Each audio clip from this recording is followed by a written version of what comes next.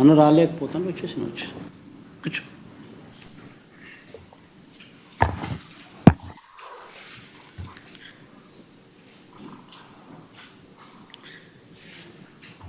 ఈ నెలలో జరిగిన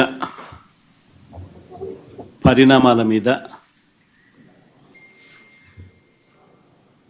ఈరోజు ఈ ప్రెస్ మీట్ వాటికి సంబంధించిన పలు అంశాల మీద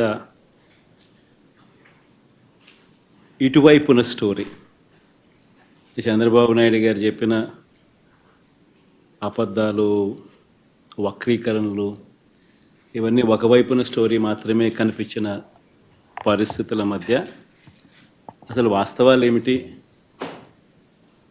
ఆ వాస్తవాలకు సంబంధించిన సాక్ష్యాలు, ఆధారాలతో సహా ఇటువైపున నాణ్యానికి రెండో వైపున ప్రజెంటేషన్ చేసే కార్యక్రమం ఈరోజు జరుగుతూ ఉంది. కూర్చోను, కూర్చో, ఇద్దరు కూర్చో, లేయాల్సి చెప్తున్నాను.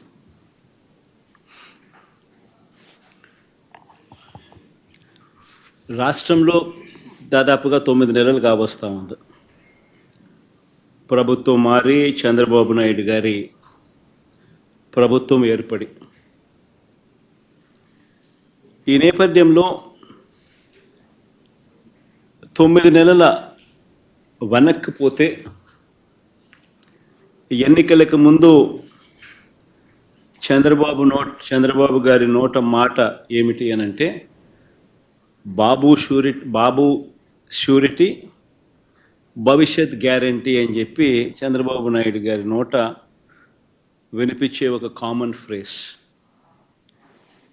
9 నెలల తర్వాత పరిస్థితి ఏమిటి అని అంటే, బాబు షూరిటీ, మోసం గ్యారంటీ. ఇది ఈ 9 నెలల కాలంలో ఇప్పుడు మనందరికీ కనిపిస్తూ ఉన్న ఫ్రేజ్.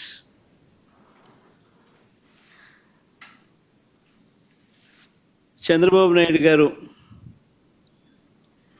ఎన్నికల వేళ చెప్పిన ప్రతి మాట, ఆ మేనిఫెస్టో అంటూ తాను రిలీజ్ చేసిన మేనిఫెస్టోలో తాను చెప్పిన మాటలు, ఎన్నికల వేళ బటన్ నొక్కడం అయితే ఏముంది, అదేం పెద్ద పనా, ముసలావిడ కూడా బటన్ నొక్కుతుంది అన్నాడు. అప్పట్లో నా చంద్రాయుడు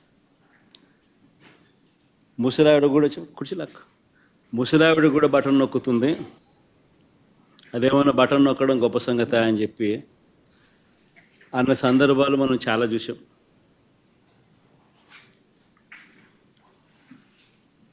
అంతటితో ఆగిపోకుండా సూపర్ 6 అన్నాడు, సూపర్ 7 అన్నాడు. ఏకంగా మేనిఫెస్టోలో 143 ప్రామిసెస్, 143 హామీలను ఎన్నికల మేనిఫెస్టోలో తాను చేర్చాడు. ఇంటింటికి దాన్ని ప్రచారం చేశాడు. ఎన్నికల వేళ చంద్రబాబు నాయుడు గారు ఆయన పార్టీ ఎమ్మెల్యేలను, పార్టీ కార్యకర్తలను ఆయన చంద్రబాబు నాయుడు గారు ప్రతి ఇంటికి పంపించేటప్పుడు ఆ ఇంటికి వెళ్ళి ఆ ఇంట్లో చంద్రబాబు నాయుడు గారు మన మాటలు బహుశా ఎప్పటికీ కూడా ఎవరు కూడా మర్చిపోరేమో. చిన్నపిల్లలు కనపడితే నీకు 15,000, నీకు 15,000, నీకు 15,000. ఆ చిన్నపిల్లల తల్లులు కనపడితే నీకు 18,000, నీకు 18,000, నీకు 18,000. ఆ తల్లులు, ఆ పిన్నమ్మలు, ఆ తల్లుల అత్తలు, వాళ్ళ అమ్మమ్మలు, అంటే ఆ అమ్మలు, ఆ తల్లుల అత్తలు, వాళ్ళు కనపడితే మీకు 50 ఏళ్ళు నిండాయి కదా, మీకు 48,000, నీకు 48,000, నీకు 48,000, నీకు 48,000. ఇంట్లో నుంచి 20 ఏళ్ళ పిల్లాడు బయటకు వస్తే నీకు 36,000, నీకు 36,000, నీకు 36,000. ఇంట్లో నుంచి రైతు కనిపిస్తే, కండువా వేసుకుని రైతు కనిపిస్తే నీకు 20,000, నీకు 20,000, నీకు 20,000. ఇది రొటీన్గా మనకు వినిపించిన మాటలు ఎన్నికలప్పుడు. ఈనాడు చూసినా, ఆంధ్రజ్యోతి చూసినా, TV5 చూసినా, వాళ్ళ ఇళ్ళట్లో నుంచి వచ్చే మాటలు విన్నా, ప్రతి ఇంట్లో రొటీన్గా కూడా ఇవన్నీ కూడా మనకు కనిపించే వినిపించే మాటలు. ఇవే కాకుండా ఈ హామీలన్నిటికీ గ్యారంటీ ఇదిగో బాండ్లు అని చెప్పించారు. బాండ్లు హామీలకు గ్యారంటీ అంటూ ఇంటింటికి బాండ్లు కూడా పంచారు. అమలు చేయలేకపోతే ఏమన్నారు? అమలు చేయలేకపోతే చొక్కా పట్టుకోండి అన్నారు. అమలు చేయలేకపోతే చొక్కా పట్టుకుని నిలదీయండి అని కూడా అన్నారు. ఇప్పుడు వీరిచ్చిన బాండ్లు ఏమైనాయి? ఇప్పుడు వీరు చెప్పిన మేనిఫెస్టో హామీలు ఏమైనాయి? వీరు పంచిన పాంఫ్లెట్స్ ఏమైనాయి? ఎవరి చొక్కా పట్టుకోవాలి? ఈ 9 నెలల కాలంలో చంద్రబాబు నాయుడు గారి పాలనలో మనం చూస్తూ ఉన్నది ఇది.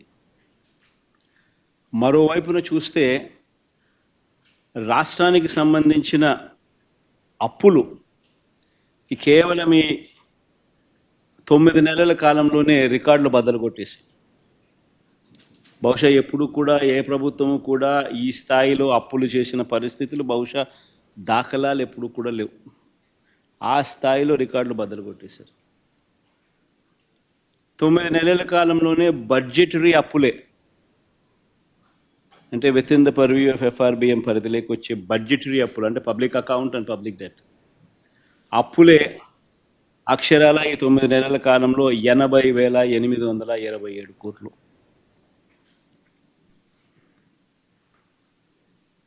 ఇవి కాక ఈ 9 నెలల్లోనే అమరావతి పేరు చెప్పి ఇప్పటికే తెచ్చిన అప్పులు, తేబోతున్న అప్పులు, ఈ రెండు మరో 52,000 కోట్లు. World bank and ADB, Asian development bank, world bank నుంచి 15,000 కోట్లు, KfW జర్మనీ నుంచి 5,000 కోట్లు, హుడ్కో నుంచి 11,000 కోట్లు, CRDA ఏకంగా కమిట్ అయిన అప్పులు, అంటే కమిట్ అయినారు, మరో 21,000 కోట్లు మేము రేస్ చేస్తామని చెప్పి. సో చేసిన అప్పులు, చేయబోతా ఉన్న అప్పులు, రాజధాని పేరు చెప్పి మరో 52,000 కోట్లు. ఇవి కాక మార్క్ఫెడ్, సివిల్ సప్లైస్ కార్పొరేషన్ల ద్వారా మరో 8,000 కోట్లు, APMDC ద్వారా తేబోతున్న అప్పులు మరో 5,000 కోట్లు. అన్నీ కలిపితే ఏకంగా తీసుకొచ్చి నా అప్పులు, చేయబోతున్న అప్పులు ఏకంగా 1,45,000 కోట్ల పై మాటే. ఇది నిజంగా ఒక రికార్డు. ఇది ఇంకో రికార్డు. ఎవరు బద్దలు కొట్టలేనంత పెద్ద రికార్డు. ఇన్ని అప్పులు చేసిన సూపర్ 6, సూపర్ 7 ఇచ్చారా? పేదలకు ఏమైనా బటన్లు నొక్కారా? అందరూ ఆలోచన చేయాలి. పోనీ కనీసం మా ప్రభుత్వం గతంలో అమలు చేస్తూ ఉన్న పథకాలు ఏమైనా కొనసాగుతూ ఉన్నాయా?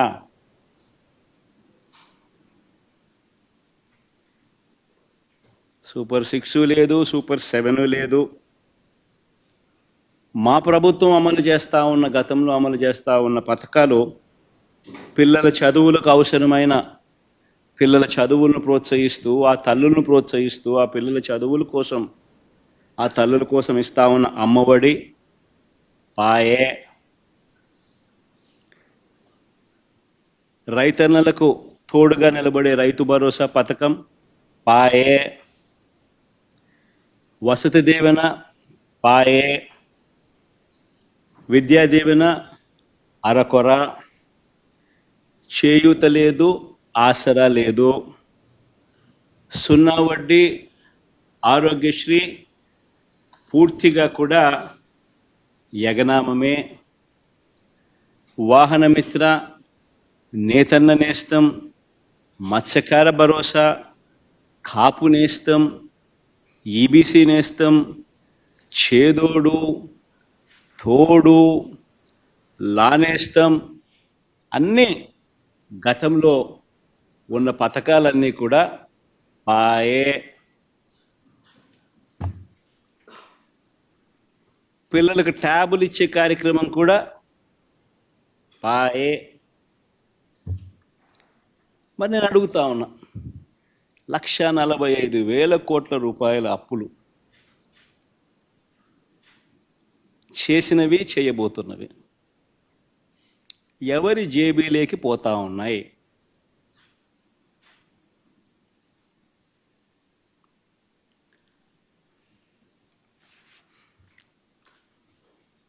ఈ 9 నెలల కాలంలో పోనీ ఉద్యోగాలు ఎంతమందికి ఇచ్చారు, ఉద్యోగాల పరిస్థితి ఏమిటి అని కూడా కాస్త ఒకవైపున అటువైపు చూస్తే, ఒక్క కొత్త ఉద్యోగం ఇచ్చిన దాఖలాలు లేవు, కానీ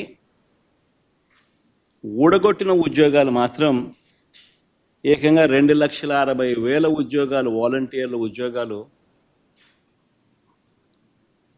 పూర్తిగా తీసేశాడు. 18,000 మంది బ్రేవరీస్ కార్పొరేషన్లో 18,000 మంది వాళ్ళ ఉద్యోగాలు పాయే. 2,60,000 మంది వాలంటీర్ల ఉద్యోగాలు పాయే. బ్రేవరీస్ కార్పొరేషన్లో మరో 18,000 ఉద్యోగాలు పాయే. ఫైబర్ నెట్, ఏపీఎండిసి, ఫీల్డ్ అసిస్టెంట్లు, వైద్య ఆరోగ్య శాఖ, ఇలా ఆయా విభాగాలలో వేల సంఖ్యలో ఉద్యోగాలు పూర్తిగా తీసేశారు. ఇవన్నీ ఒక ఎత్తున గ్రామ వార్డు సచివాలయాలలో సైతం పనిచేస్తూ ఉన్న ఉద్యోగస్తులను కూడా, వారిని కూడా సచివాలయాల నుంచి వాళ్ళందరినీ కూడా డిస్లొకేట్ చేసి గవర్నమెంట్ రంగంలో మిగతా డిపార్ట్మెంట్లలో ఎక్కడైనా వేకెన్సీస్ ఉంటే అక్కడ వాళ్ళని సరిదేసే కార్యక్రమం మొదలెట్టాడు. సో ఆ ఇచ్చే ఉద్యోగాలు కూడా పూర్తిగా కుదించే కార్యక్రమం. వాలంటీర్లను అయితే ఎలా మోసం చేశాడో మనం అంతా చూసాం. ఎన్నికలకు ముందు వాలంటీర్లకు 10,000 జీతం అన్నాడు. 10,000 బాయ, వాలంటీర్ ఉద్యోగం ఉన్నది బాయ. పోనీ ఉద్యోగస్తులనైనా అంత బాగా చూసుకున్నాడంటే వాళ్ళను మోసమే. ప్రభుత్వం వచ్చిన వెంటనే ఆయన మేనిఫెస్టో ఒకసారి చూస్తే, ఆయన మేనిఫెస్టో ఆయన ఇచ్చిన 143 హామీలు ప్రభుత్వం వచ్చిన వెంటనే అయ్యారన్నాడు. ఇంటరిమ్ రిలీఫ్ ఇంతవరకు 9 నెలలు అయింది. రూపాయి పెంచింది, రూపాయి ఇచ్చి పుణ్యం కట్టుకున్న పాపాను పోల. 9 నెలలు అయిపోయింది. ఉద్యోగులకు మెరుగైన పిఆర్సీ అన్నాడు. ఉన్న పిఆర్సీ చైర్మన్ బలవంతంగా రాజీనామా చేయించారు. కొత్త పిఆర్సీని ఇంతవరకు వేయలా. ఐఆర్ ఇవ్వాల. 1వ తేదీనే జీతం అన్నాడు. 9 నెలల కాలంలో ఒకే ఒక నెల ఇచ్చాడు. మిగతా 8 నెలల్లో నెలలో 1వ తారీఖున జీతాలు ఇచ్చాడు చంద్రబాబు గారు. చెప్పాలి,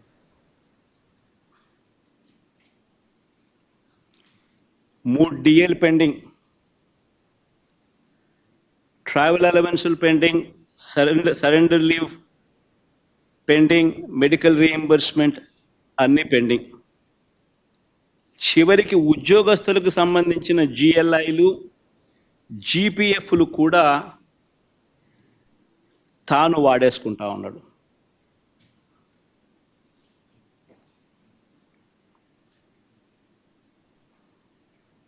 ఈరోజు రాష్ట్రంలో పరిస్థితి ఇది. విధ్వంసం, ఆర్థిక విధ్వంసం అంటే ఇది. మరోవైపున ఆంధ్ర రాష్ట్రాన్ని సుస్థిర రాష్ట్రంగా మార్చేందుకు, ఆంధ్ర రాష్ట్రం పొటెన్షియల్ను పెంచేందుకు ఒక విజన్తో రాష్ట్రానికి తన సొంత వనరులు పెరిగేలా శాశ్వత ప్రాతిపదికన రాష్ట్రం మెరుగ్గా ఉండేందుకు పోర్ట్ బేస్డ్ ఇండస్ట్రియలైజేషన్ తీసుకొచ్చే క్రమంలో భాగంగా ఆంధ్ర రాష్ట్రం ఎప్పుడూ చూడని విధంగా మా హయాంలో, అంటే వైఎస్ఆర్సీపీ హయాంలో ఏకంగా 4 పోర్ట్లను కట్టడం మా హయాంలో జరిగింది. Mulapeta port, Machilipatnam port, Ramayapatnam port, ఈ 3 గవర్నమెంట్ రంగంలో కట్టడం మొదలుపెట్టాం. ఇందులో దాదాపుగా రామాయపట్నం పోర్టు అయితే దాదాపుగా 75-80% దాదాపుగా అయిపోయిన పోర్టు ఇప్పటికే. అప్పట్లోనే నాతోనే ఎలక్షన్ కోడ్ లేకపోయిందంటే మొదటి షిప్ను కూడా రామాయపట్నం పోర్టులోకి తీసుకొచ్చేవాళ్ళం. మూలపేట, మచిలీపట్నం మచిలీపట్నం దగ్గర కడతా ఉన్న పోర్టులు కూడా చాలా వేగంగా జరుగుతూ ఉన్నాయి. దాదాపుగా 35-40% పనులు 2 చోట్ల కూడా వేగవంతంగా కూడా అయిపోయిన పరిస్థితులు. 10 ఫిషింగ్ హార్బర్లు నిర్మించే కార్యక్రమాలు కూడా వేగంగా జరుగుతూ ఉన్నాయి.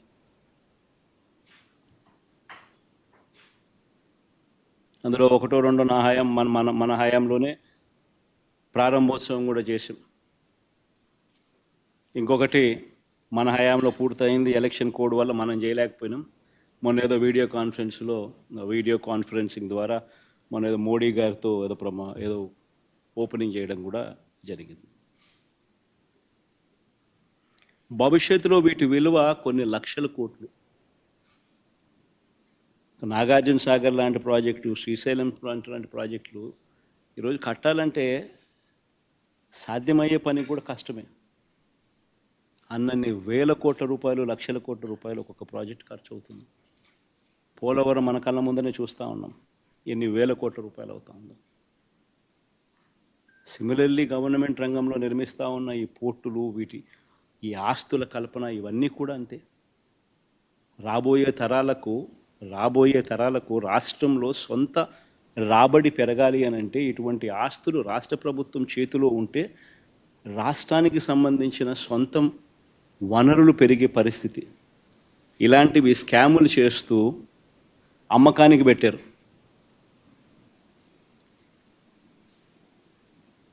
ఆల్రెడీ ఫైనాన్షియల్ టైఅప్ అయిపోయి ఉన్న ప్రాజెక్టులు ఇవన్నీ. ఎవరు దీనికోసం ఫైనాన్సెస్ కోసం ఎతకాల్సిన పనుల. ఆల్రెడీ డబ్బులు వచ్చి బ్యాంకుల్లో డబ్బులు వచ్చి మ్యారిటైమ్ బోర్డ్ అకౌంట్లో కూర్చొని ఉన్నాయి. బ్యాంకులు ఆల్రెడీ టైఅప్ చేస్తున్నాం. ఊరికి డబ్బులు డ్రా చేసుకుంటా కంప్లీట్ చేసేస్తా పోతా అంటే ఈ సంవత్సరంలో రామాయపట్నం పూర్తిగా ప్రారంభోత్సవం చేసేయచ్చు. మిగతాది వితిన్ 1 ఇయర్లో, వితిన్ 1.5 ఇయర్లో మిగతా 2 కూడా పూర్తయిపోతాయి.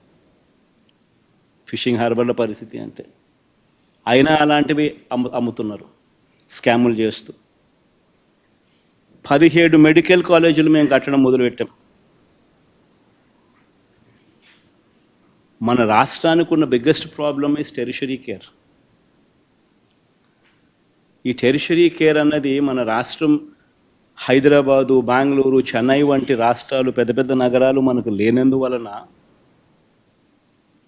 టెరిషరీ కేరు మన ప్రజలకు జిల్లా హెడ్ క్వార్టర్స్లో అందుబాటులోకి తీసుకొని రావడం కష్టం. ప్లస్ హైదరాబాదు, బెంగళూరు, చెన్నై వంటి నగరాలు మనకు లేనందువలన ప్రైవేట్ పెట్టుబడులు ఉత్సాహంగా వచ్చి పెట్టే పరిస్థితి కూడా కష్టం. సో పేదవాడికి ఎక్కడైనా మల్టీ స్పెషాలిటీ హాస్పిటల్స్ అందుబాటులోకి రావాలి అని అంటే గవర్నమెంట్ పూసుకొని పేదవాడు ఇబ్బంది పడకూడదు అన్న ఆరాటంతో, ఎందుకనంటే ఉట్టి హాస్పిటల్ వైబిలిటీ రాదు. హాస్పిటల్కు teaching, if it is made as a teaching hospital, medical కాలేజ్తో ఆ హాస్పిటల్ అనుసంధానం అయితే పీజీ సీట్స్ వస్తాయి, పోస్ట్ గ్రాడ్యుయేట్ చిల్డ్రన్ అందుబాటులోకి వస్తారు, డాక్టర్లు చదువుతూ ఉన్న వాళ్ళు అందుబాటులోకి వస్తారు, నర్సులు చదువుతూ ఉన్న వాళ్ళు అందుబాటులోకి వస్తారు, వాళ్ళందరూ అక్కడ ఇంటర్న్షిప్ చేస్తారు, హాస్పిటల్ ఖర్చులు తగ్గుతాయి, సూపర్ స్పెషాలిటీ హాస్పిటల్స్కి సంబంధించిన ప్రొఫెసర్లు అందుబాటులో ఉంటారు. ఇవన్నీ దృక్పథంతో 17 మెడికల్ కాలేజీలు, ప్రతి పార్లమెంటుకు ఒక మెడికల్ కాలేజ్ ఉండేట్టుగా వాటినన్నింటినీ జిల్లా హెడ్ క్వార్టర్స్ని వాటినన్నింటినీ జిల్లాలుగా చేసి, ప్రతి పార్లమెంటును ఒక జిల్లాగా చేసి 17 కొత్త మెడికల్ కాలేజీలు మేము శ్రీకారం చుడితే, అందులో 5 మెడికల్ కాలేజీలు మేము అప్పటికే ప్రారంభోత్సవం చేస్తే, మరో 5 మెడికల్ కాలేజీలు ఈ సంవత్సరమే క్లాసులకు పూర్తి చేసే కార్యక్రమం జరిగితే, మిగతా వాటి పనులు కూడా శరవేగంగా ముందుకు వెళ్తూ ఉన్న క్రమంలో ఇప్పుడు ఏం చేస్తూ ఉన్నారు? స్కాములు చేస్తూ ఆ మెడికల్ కాలేజీలు తమ వాళ్లకు అమ్మేయడానికి ప్రభుత్వం సిద్ధపడింది. ఆశ్చర్యం కలిగించే విషయం, కేంద్ర ప్రభుత్వం బడ్జెట్లో 75,000 మెడికల్ సీట్లు మేము క్రియేట్ చేస్తాం వచ్చే 5 సంవత్సరాలలో. ఈ సంవత్సరం 10,000 మెడికల్ సీట్స్ మేము ఇవ్వడానికి సిద్ధంగా ఉన్నాము, ఇవ్వబోతున్నాము అని చెప్తా ఉంటే, ఒక్క మన ఆంధ్ర రాష్ట్రం మాత్రమే మనకు ఇస్తామన్న సీట్లు మాకు వద్దు అని చెప్పి కేంద్ర ప్రభుత్వానికి వెనక్కి లేఖ రాసిన ప్రభుత్వం దేశంలో ఏదైనా ఉందంటే అది ఒక ఆంధ్ర రాష్ట్రమే.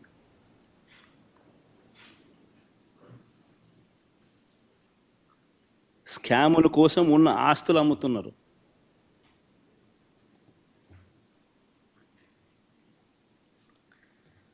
చంద్రబాబు గారి దృష్టిలో సంపద సృష్టి అంటే దాని అర్థం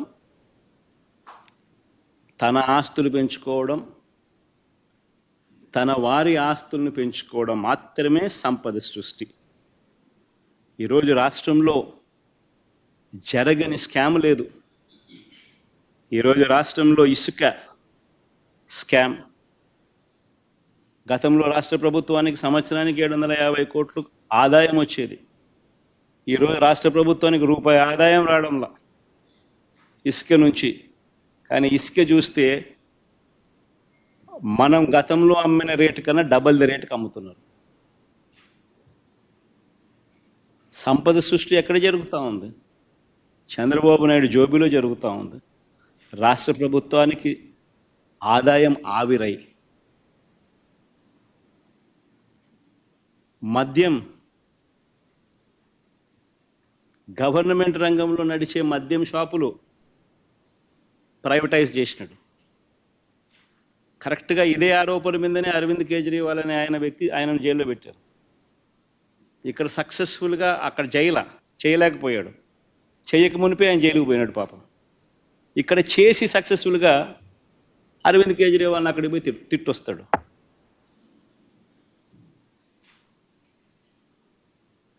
గవర్నమెంట్ రంగంలో ఉన్న మద్యం షాపులను ప్రైవేటైజ్ చేశాడు. తన వాళ్లకు ఈ షాపులన్నీ ఇప్పించుకున్నాడు. ఆ షాపులు ఇప్పించే ప్రక్రియ మీరంతా కూడా చూశారు. ఏ రకంగా ఎమ్మెల్యేలు కిడ్నాపులు చేశారో, ఏ రకంగా ఎమ్మెల్యేలు పోలీసులు అందరూ కూడా వాళ్ళకు సంబంధించిన వాళ్ళని మాత్రమే టెండర్లలో పార్టిసిపేట్ చేసేట్టుగా చేశారో. అది ఆక్షన్ కాదు, అది లాటరీ. అంటే వీళ్ళకి కావాల్సిన వాళ్ళకి మాత్రమే ఇప్పించుకునే ప్రక్రియ. ఆ లాటరీలో కూడా మిగతా వాళ్ళు ఎవరు కూడా పార్టిసిపేట్ చేయకుండా వీళ్ళు మాత్రమే పార్టిసిపేట్ చేసేట్టుగా మళ్ళీ పోలీసులు గవర్నమెంట్ నడపడం. మళ్ళీ ఎమ్మెల్యేలు బెల్ట్ షాపులకు ఆక్షన్ పిలవడం. ప్రతి గ్రామంలోనూ 2 లక్షలు 3 లక్షలకు ఆక్షన్ పిలిచి వాళ్ళకి ఇవ్వడం. ఆ 2 లక్షలు 3 లక్షలు పాడిన కార్యకర్త పోలీసులు ఎవరు కూడా వారికి సహాయ సహకారాలు అందిస్తాడు, వారిని అడ్డుకోడు. ఆ మందు వాళ్ళు అమ్ముకోవచ్చు. ఆ కొనుక్కున్న ఆ మద్యం షాప్ ఆక్షన్ తీసుకున్నాడు, బెల్ట్ షాప్ ఆక్షన్ తీసుకున్నాడు, ఎంఆర్పి రేటు కన్నా ఎక్కువ రేటుకు మన కళ్ళ ముందరనే అమ్ముతున్నాడు.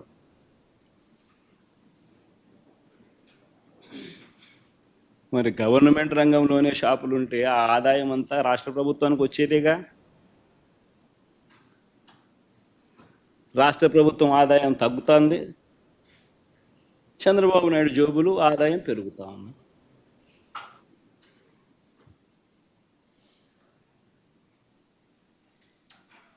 కళ్ళ ఎదుటే కనిపిస్తూ ఉన్న స్కాములు, ఇసుక, మద్యం మాఫియాలు, సిలికా, క్వాడ్స్, ఫ్లై యాష్,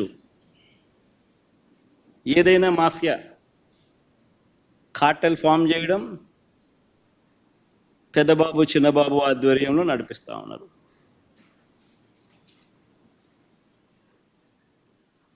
ప్యాకాట క్లబ్బులు,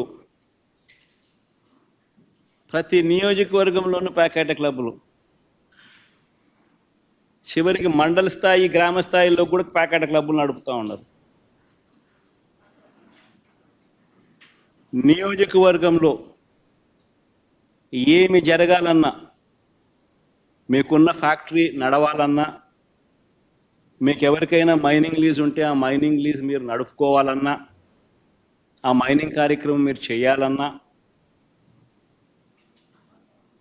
ఏమి వ్యాపారం చేయాలన్నా కూడా ఎమ్మెల్యేకు దగ్గరికి వచ్చి అంతో ఇంతో ఇవ్వాలి. ఇస్తేనే పనులు జరిగేది, ఇస్తేనే పనులు చేసుకోవచ్చు. ఎమ్మెల్యే పెద్దబాబుకింత, చిన్నబాబుకింత, దత్తపుత్రునికింత, ఆయన సర్దితేనే నాకింత నీకింత అని సాఫీగా జరుగుతాయి.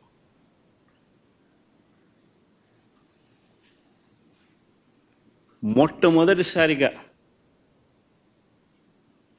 ఎంత దారుణమైన కరప్షన్ అంటే, కాంట్రాక్టర్లకు ఇచ్చే కార్యక్రమంలో, పనులు ఇచ్చే కార్యక్రమంలో మొబిలైజేషన్ అడ్వాన్స్ తీసుకొచ్చినారు.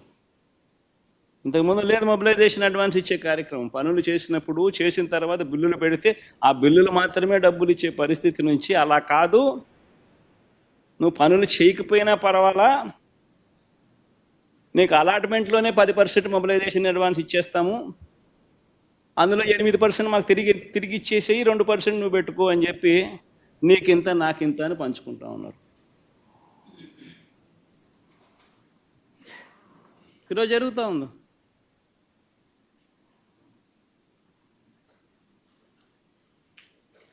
మా హయాంలో టెండర్లు పిలవాలంటే జ్యుడిషియల్ ప్రివ్యూకి పంపించేవాళ్ళం, అది రద్దు చేసేసినారు.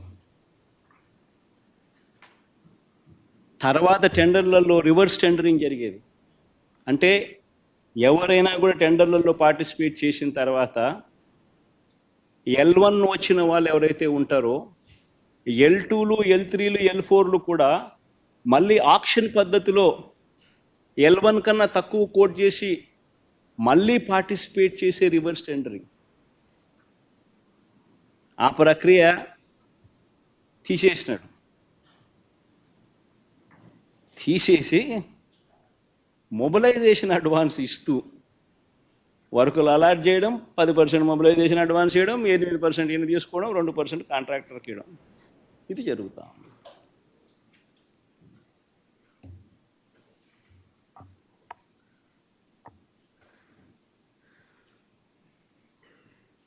ఇవన్నీ చేస్తూ ఉన్నారు కాబట్టి సంపద సృష్టి అనేది జరగడంలా.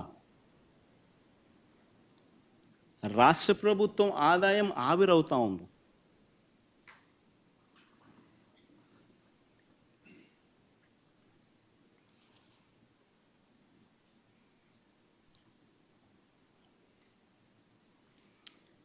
ఇన్ని చేస్తూ ఉన్నప్పుడు ఇదే పెద్ద మనిషి చంద్రబాబు నాయుడు గారిని ఎవరైనా క్వశ్చన్ చేస్తారేమో అని, క్వశ్చన్ చేస్తే తీవ్ర పరిణామాలు వాళ్ళకు ఉంటాయి అని రెడ్ బుక్ రాజ్యాంగం నడిపిస్తూ ఉన్నారు. ఎవరైనా అడిగితే చాలు వాళ్ళను హరాస్ చేసే కార్యక్రమాలు జరుగుతూ ఉన్నాయి ఎవరైనా ప్రశ్నిస్తే.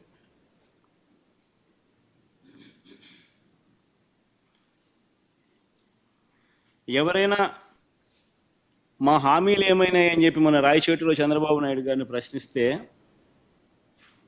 చంద్రబాబు నాయుడు గారు ఏమన్నారు? సంపాదించే మార్గం ఏదైనా ఉంటే నా చెవిలో చెప్పు అన్నాడు.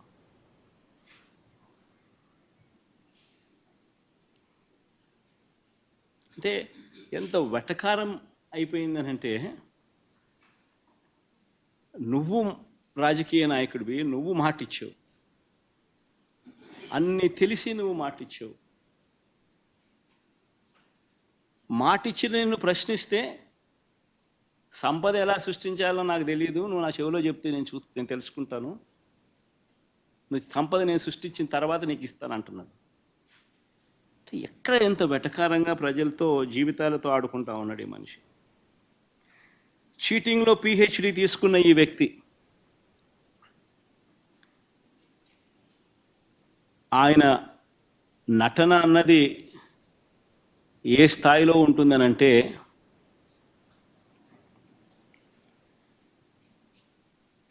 తానిచ్చిన హామీలను తానే ఎగరగొడతాడు. ఎగరగొట్టి చాలా బాధగా ఉంది అంటాడు, ఆవేదనగా ఉందంటాడు, రాష్ట్రం క్లిష్ట పరిస్థితుల్లో ఉందంటాడు, భయం వేస్తుంది అని కూడా అంటాడు, రాష్ట్రం ధ్వంసం అయిపోయింది అని కూడా అంటాడు.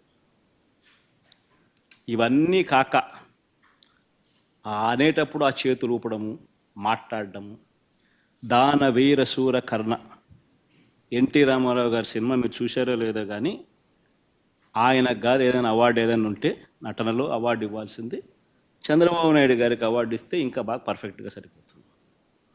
ఆ స్థాయిలో నటించే కార్యక్రమం.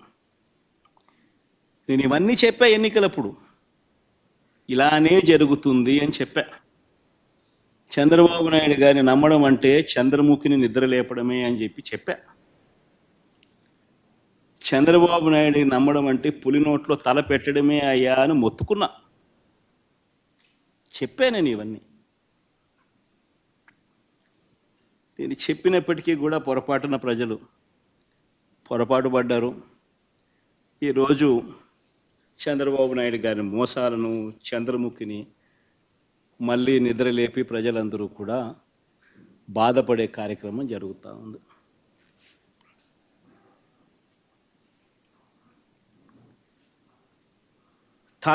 చంద్రబాబు నాయుడు గారు ప్రజలను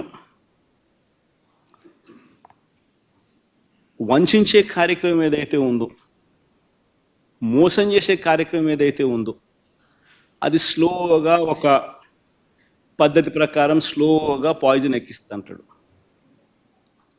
తన అబద్ధాల ఫ్యాక్టరీలో నుంచి అబద్ధాలను బయటికి తీస్తాడు. దానిని ఈనాడు, ఆంధ్రజ్యోతి, TV5 వీళ్ళంతా కూడా రకరకాల పద్ధతుల్లో పబ్లిసిటీ ఇస్తారు. చంద్రబాబు నాయుడు తప్పే లేదన్నట్టుగా, రాష్ట్రం ఇలాంటి పరిస్థితిలో ఉంది కాబట్టి ఆయన చేయలేకపోతా ఉన్నాడు అన్నట్టుగా ఇంప్రెషన్ ఇస్తూ అలా అలా అలా అలా అలా స్లో పాయిజన్ ఇచ్చుకుంటూ పోయే కార్యక్రమం జరుగుతూ ఉంది. ఒక పద్ధతి ప్రకారం, ఒక ప్లాన్ ప్రకారం.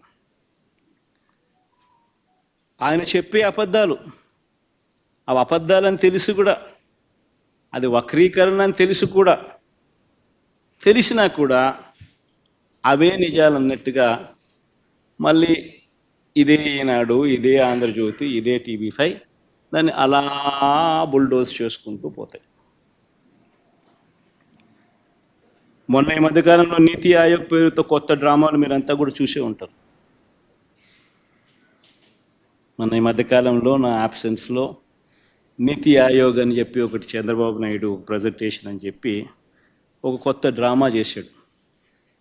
చంద్రబాబు నాయుడు గారు చూపించిన రిపోర్ట్లు ఏమిటి, వాస్తవాలు ఏమిటి అని చెప్పి కూడా ఒక్కసారి నేను చెప్తా. ఎవరైనా కూడా కంపేర్ చేసేటప్పుడు తన 5 సంవత్సరాలు, మన 5 సంవత్సరాలు మొత్తంగా కంపేర్ చేసి ఇది వాస్తవాలు అని చెప్పాలనా లేదా? మామూలుగా ఎవరైనా కూడా చిత్తశుద్ధి ఉన్న వాళ్ళైతే. కానీ ఈ మనిషి ఏం చేశాడు?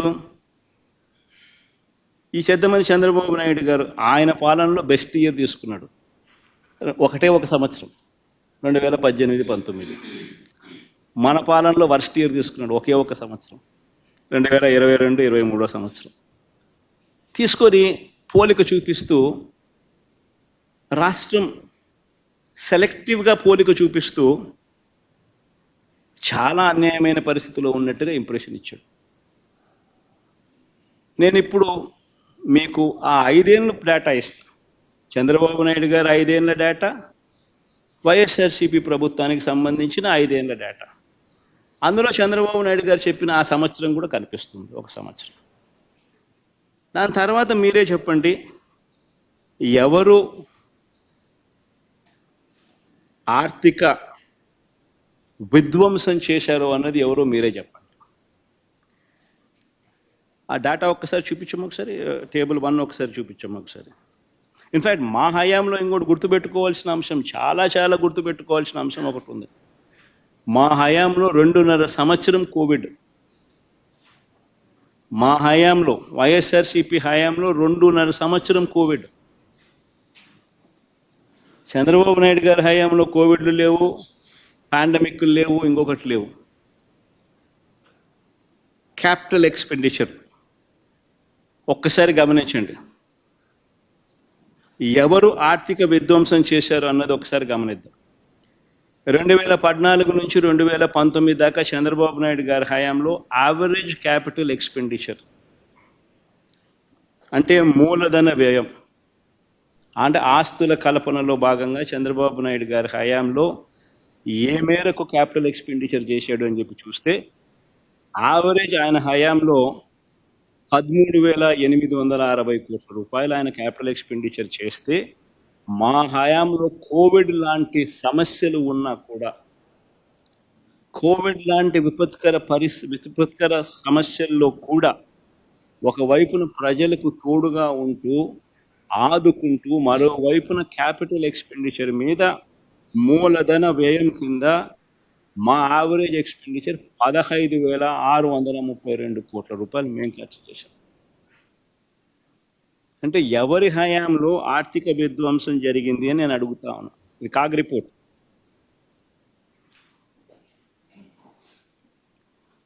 CAG report. ఇదే పెద్ద మనిషి చంద్రబాబు నాయుడు గారు టేబుల్ 2 కూడా చూపించాము. సోషల్ సర్వీసెస్ కింద ఖర్చు తీసుకొని చంద్రబాబు నాయుడు గారు కేవలం ఒకే ఒక్క సంవత్సరాన్ని చూపిస్తూ సోషల్ సర్వీసెస్ కింద చేసిన ఖర్చు గురించి తాను మాట్లాడాడు. 2018-19లో సోషల్ సర్వీసెస్కు సంబంధించిన క్యాపిటల్ ఎక్స్పెండిచర్లో, మూలధన వ్యయంలో సోషల్ సర్వీసెస్కి సంబంధించింది తాను చూపించాడు. 2018-19లో 2,866 కోట్లంట, 2022-23లో 447 కోట్లను మాత్రమే చూపిస్తూ ఆయన హయాంలో ఎంతో ఖర్చు పెట్టినట్టుగా సోషల్ సర్వీసెస్ మీద, మూలధన వ్యయంలో క్యాపిటల్ ఎక్స్పెండిచర్ సంబంధించిన సోషల్ సర్వీసెస్, క్యాపిటల్ ఎక్స్పెండిచర్లో సోషల్ సర్వీసెస్ మీద అని చెప్పి చెప్పుకొచ్చాడు. కానీ ఆ 5 ఏళ్ల పీరియడ్ ఒకసారి గమనిస్తే, చంద్రబాబు నాయుడు గారు 2,437 కోట్ల రూపాయలు ఖర్చు చేస్తే క్యాపిటల్ ఎక్స్పెండిచర్లో సోషల్ సర్వీసెస్ మీద, వైఎస్ఆర్సీపీ హయాంలో దానికి రెట్టింపు 5,224 కోట్ల రూపాయలు వైఎస్ఆర్సీపీ హయాంలో క్యాపిటల్ ఎక్స్పెండిచర్లో సోషల్ సర్వీసెస్కి సంబంధించిన ఖర్చు జరిగింది. ఇది కూడా సోర్సు కాగ్ రిపోర్ట్. మరి ఈ రకంగా వక్రీకరించడం, కేవలం ఆయన బెస్ట్ ఇయరు మన వర్స్ట్ ఇయర్ ఒకే ఒక సంవత్సరం తీసుకొని దాన్ని వక్రీకరిస్తూ రాష్ట్రం విచ్ఛిన్నమైపోయినట్టుగా ప్రొజెక్షన్ ఇవ్వడం ధర్మమేనా అని అడుగుతా ఉన్నా. చంద్రబాబు నాయుడు గారి మనస్తత్వానికి, వక్రీకరణకు ఇది అర్థం.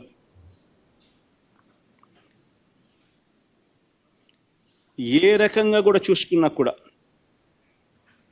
మా ప్రభుత్వం అన్ని రకాలుగా రాష్ట్రం ముందడుగులో పెట్టాం. టేబుల్ 3కి బొమ్మ 2014 నుంచి 19 మధ్య చంద్రబాబు గారి హయాంలో దేశ జీడిపిలో ఆంధ్ర రాష్ట్ర వాటా ఎంత? ఇది వెరీ సిగ్నిఫికెంట్ పాయింట్. రాష్ట్రం ఎవరి హయాంలో పురోగతిగా అడుగులు ముందుకు వేసింది, ఎవరి హయాంలో అడుగులు వెనక్కి పడ్డాయి అని చెప్పడానికి this is one of the very critical aspects. Contribution of states GSDP in national GDP. National జీడిపిలో రాష్ట్ర వాటా ఎంత అని చూస్తే, చంద్రబాబు నాయుడు గారు 5 సంవత్సరాలలో 4.47% వాటా అయితే, వైఎస్ఆర్సీపీ హయాం 5 సంవత్సరాలలో ఆ వాటా ఏకంగా 4.80% పెరిగింది. అంటే రాష్ట్రం వాటా దేశ జీడిపిలో వైఎస్ఆర్సీపీ హయాంలో పెరిగింది అని అంటే దాని అర్థం ఏమిటి? ఎవరి హయాంలో రాష్ట్రం విధ్వంసమైంది, ఎవరి హయాంలో రాష్ట్రం పరిగెత్తింది అని చెప్పడానికి ఇదొక నిదర్శనం. సోర్స్ కూడా MoSPI, ministry of statistics and programme implementation source. ఇవన్నీ నేను చెప్పేది ప్రతి డాక్యుమెంట్ నేను రిలీజ్ చేసేది విత్ ఎవిడెన్స్, విత్ సోర్స్. ఇది మాస్పి సోర్స్. ఇంకొక ఆస్పెక్ట్ చూపిస్తాం. చంద్రబాబు నాయుడు గారు గతంలో దిగిపోయే నాటికి 2018 నుంచి 2018-19లో దిగిపోయే నాటికి తలసరి ఆదాయం అంటే రాష్ట్ర ప్రజల తలసరి ఆదాయంలో మనం దేశంలో 18వ స్థానంలో ఉన్నాం.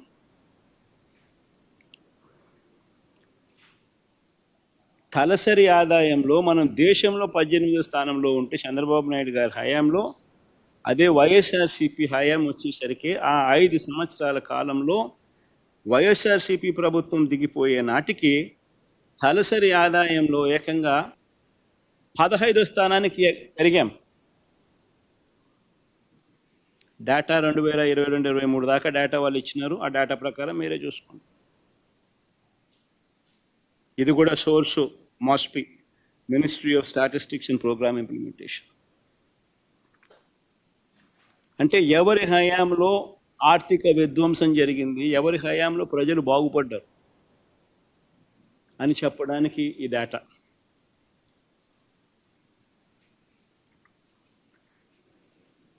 రెండు 2019 నుంచి 2024 మన హయాంలో, వైఎస్ఆర్సీపీ ప్రభుత్వ హయాంలో మనం దేశంతోనే పోటీ పడ్డాం. దేశం కన్నా మెరుగైన నెంబర్స్ ఇచ్చినాం. ఆ మధ్యలో ఉన్నది చూస్తే దేశంతో ఆంధ్ర రాష్ట్రం పోటీ పడిన ఫిగర్స్ కనిపిస్తాయి. దేశం జీడిపి ప్రతి సెక్టర్లోనూ ఆంధ్ర రాష్ట్రం లీడింగే. ప్రైమరీ సెక్టర్లో తీసుకున్నా, సెకండరీ సెక్టర్లో తీసుకున్నా, టెరిషరీ సెక్టర్లో తీసుకున్నా కానీ ప్రతి సెక్టర్లోనూ రాష్ట్ర ప్రభుత్వం దేశం కన్నా బెటర్గా పర్ఫామ్ చేసింది. మొత్తం మీద జీడిపి ఆ 5 సంవత్సరాలలో, మన ప్రభుత్వం 5 సంవత్సరాలలో 2019 నుంచి 2024లో దేశం జీడిపి 9.34 అయితే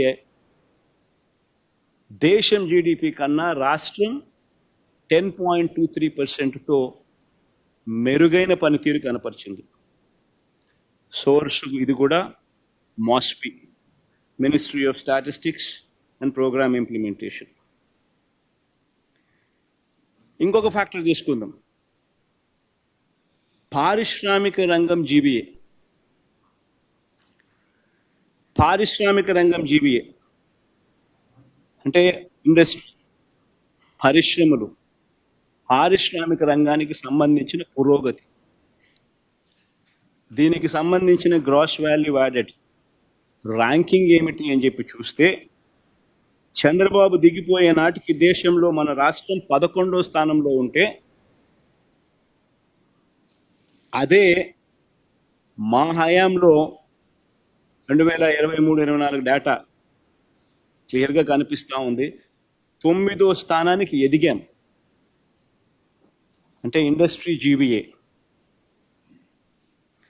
పారిశ్రామిక రంగం విషయంలో ఎవరి హయాంలో రాష్ట్రం పరిగెత్తింది, ఎవరి హయాంలో పురోగతి కనిపించింది అని అంటే చంద్రబాబు దిగిపోయే నాటికి దేశంలో మన రాష్ట్రం దేశంలో 11వ స్థానంలో ఉంటే మన హయాంలో ఏకంగా 9వ స్థానానికి ఎదిగాం.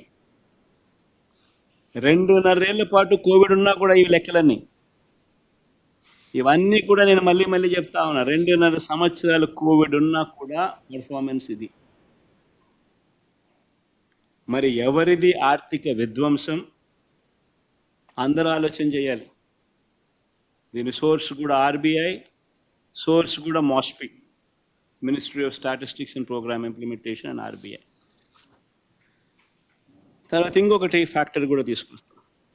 ఈ మధ్యకాలంలో మొన్న చంద్రబాబు నాయుడు గారు ప్రజెంటేషన్ ఇస్తూ ఇక్కడ కూడా వక్రీకరణే. ఆయన ప్రతి అడుగు వక్రీకరణ, ప్రతి అడుగు అబద్ధం, ప్రతి అడుగు మోసం. ఏ స్థాయిలో వక్రీకరణ అంటే డెట్ సస్టైనబిలిటీ గురించి చంద్రబాబు నాయుడు గారు మొన్న ఈ మధ్యకాలంలోనే ఒక నిర్వచనం చెప్పాడు. రాష్ట్ర ఆదాయం వృద్ధి రేటు కన్నా చెల్లించాల్సిన వడ్డీల వృద్ధి రేటు ఎక్కువగా ఉంటే డెట్ పరంగా సస్టైనబుల్ కాదు అని చంద్రబాబు నాయుడు గారు నిర్వచనం చెప్పాడు. సరే పోనీ ఒక మాదిరిగా ఇది ఈ మాదిరిగా క్యాలిక్యులేషన్ అనేది చేయకపోయినా కూడా ఆయన చెప్తా ఉన్న థియరీని మనం కాదని ఎందుకు అనాలి? పోనీ ఆయన చెప్తా ఉన్న థియరీ ప్రకారం, ఆయన చూపించే థియరీలో ఆంధ్ర రాష్ట్రం మన పాలనలో మాత్రం ఏం జరిగింది అని మాత్రమే చూపిస్తాడు తప్ప ఆయన హయాంలో ఎలా ఉంది అని కూడా చూపించాలి కదా, అది చెప్పడు. ఇదే డెట్ సస్టైనబిలిటీ గురించి ఒకసారి గమనించినట్టయితే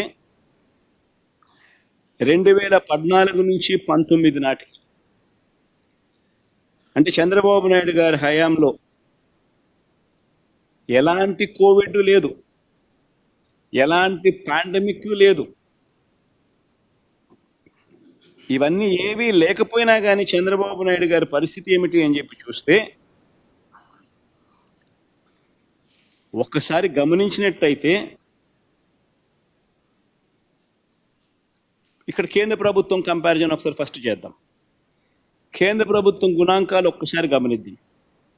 కేంద్ర ప్రభుత్వం గుణాంకాలు పరిశీలిస్తే కేంద్ర ప్రభుత్వం చంద్రబాబు నాయుడు గారి మాదిరిగా ఆ 5 సంవత్సరాలు లెక్కలోకి వేసుకుంటే పరిస్థితి ఏమనిపిస్తుంది? కేంద్ర ప్రభుత్వం కట్టిన వడ్డీల వృద్ధి రేటు 9.26% అయితే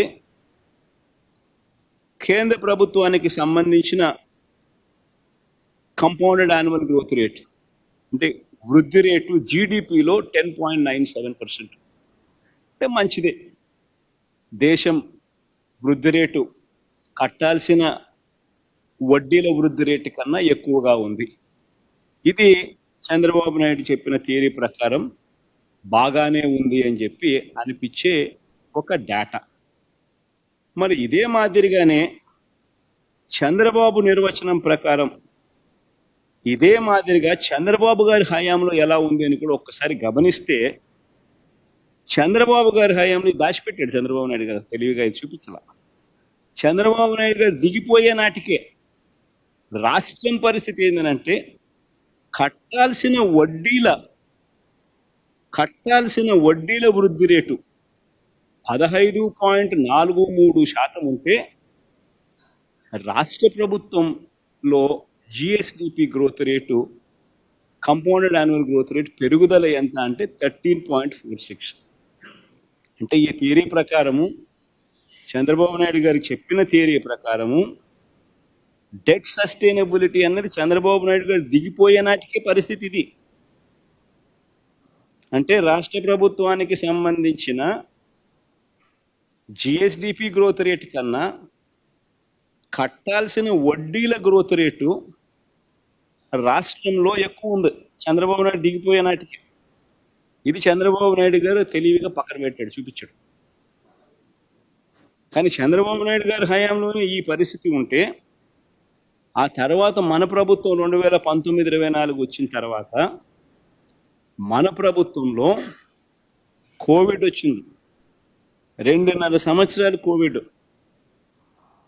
అతలాకుతలమైన పరిస్థితులు, రాష్ట్రానికి సంబంధించిన ఆదాయ వనరులు తగ్గుదల కనిపించిన పరిస్థితులు, అనుకోని ఖర్చులు పెరిగిన పరిస్థితులు, రాష్ట్రమే కాదు దేశం కూడా అతలాకుతలమైన పరిస్థితి. అటువంటి 2019 నుంచి 2024లో దేశానికి సంబంధించిన పరిస్థితి ఏమిటి అని ఒక్కసారి గమనిస్తే దేశానికి సంబంధించిన కంపౌండెడ్ యాన్యువల్ గ్రోత్ రేట్ అంటే వడ్డీలకు సంబంధించిన పెరుగుదల వృద్ధి రేటు 12.80% అయితే దేశానికి సంబంధించిన growth rate compounded annual growth rate 9.34%. అంటే దాని అర్థం దేశం జీరో సస్టైనబిలిటీలోకి వెళ్ళిపోయింది దీని ప్రకారం. మరి అలాంటి పరిస్థితుల్లో రాష్ట్రం అన్నది పరిస్థితి ఏమిటి అన్నది ఒకసారి చూస్తే, రాష్ట్రము వడ్డీలకు సంబంధించిన వృద్ధి రేటు చంద్రబాబు నాయుడు గారి హయాంలో 15.43% ఉంటే దాంట్లో పురోగతి సాధించి 13.92% తగ్గించగలిగాం. అది ఎప్పుడు?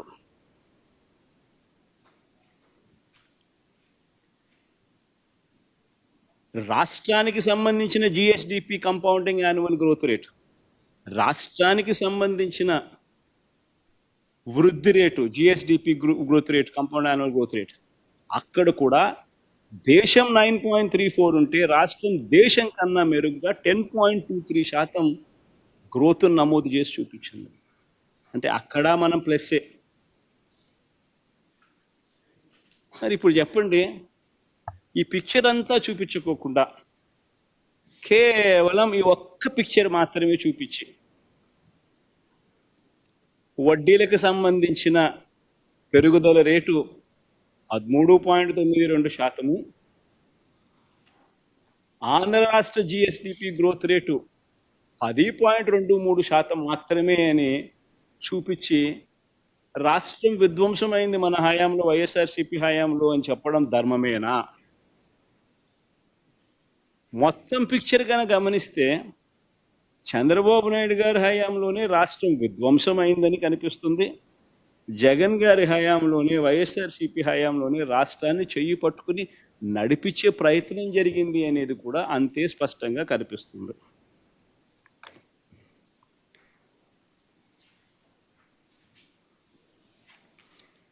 ఇక 2019 నుంచి 2024 మధ్య పరిస్థితి ఏమిటి అని చెప్పి ఒకసారి గమనించినట్టయితే, మన రాష్ట్రంలోనే కాదు, కేంద్రంలోనే కాదు, ప్రపంచంలో కూడా తీసుకున్నా కూడా ఇదే పరిస్థితి.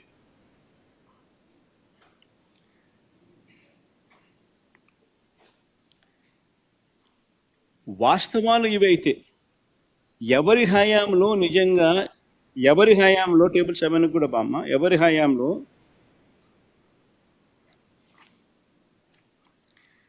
వాస్తవం ఇదైతే ఎవరి హయాంలో రాష్ట్రం విచ్ఛిన్నమైంది, ఎవరి హయాంలో అప్పులు ఎలా ఉన్నాయి అని కూడా ఒకసారి గమనించినట్లయితే ఈ పెద్ద మనిషి చంద్రబాబు నాయుడు గారు అన్ని అబద్ధాలు మోసాలే చేస్తారు. ఇదే పెద్ద మనిషి ఎన్నికలప్పుడు ఏమన్నాడు? రాష్ట్రం అప్పులు 14 లక్షల కోట్లు అని చెప్పి ఊదరగొట్టాడు.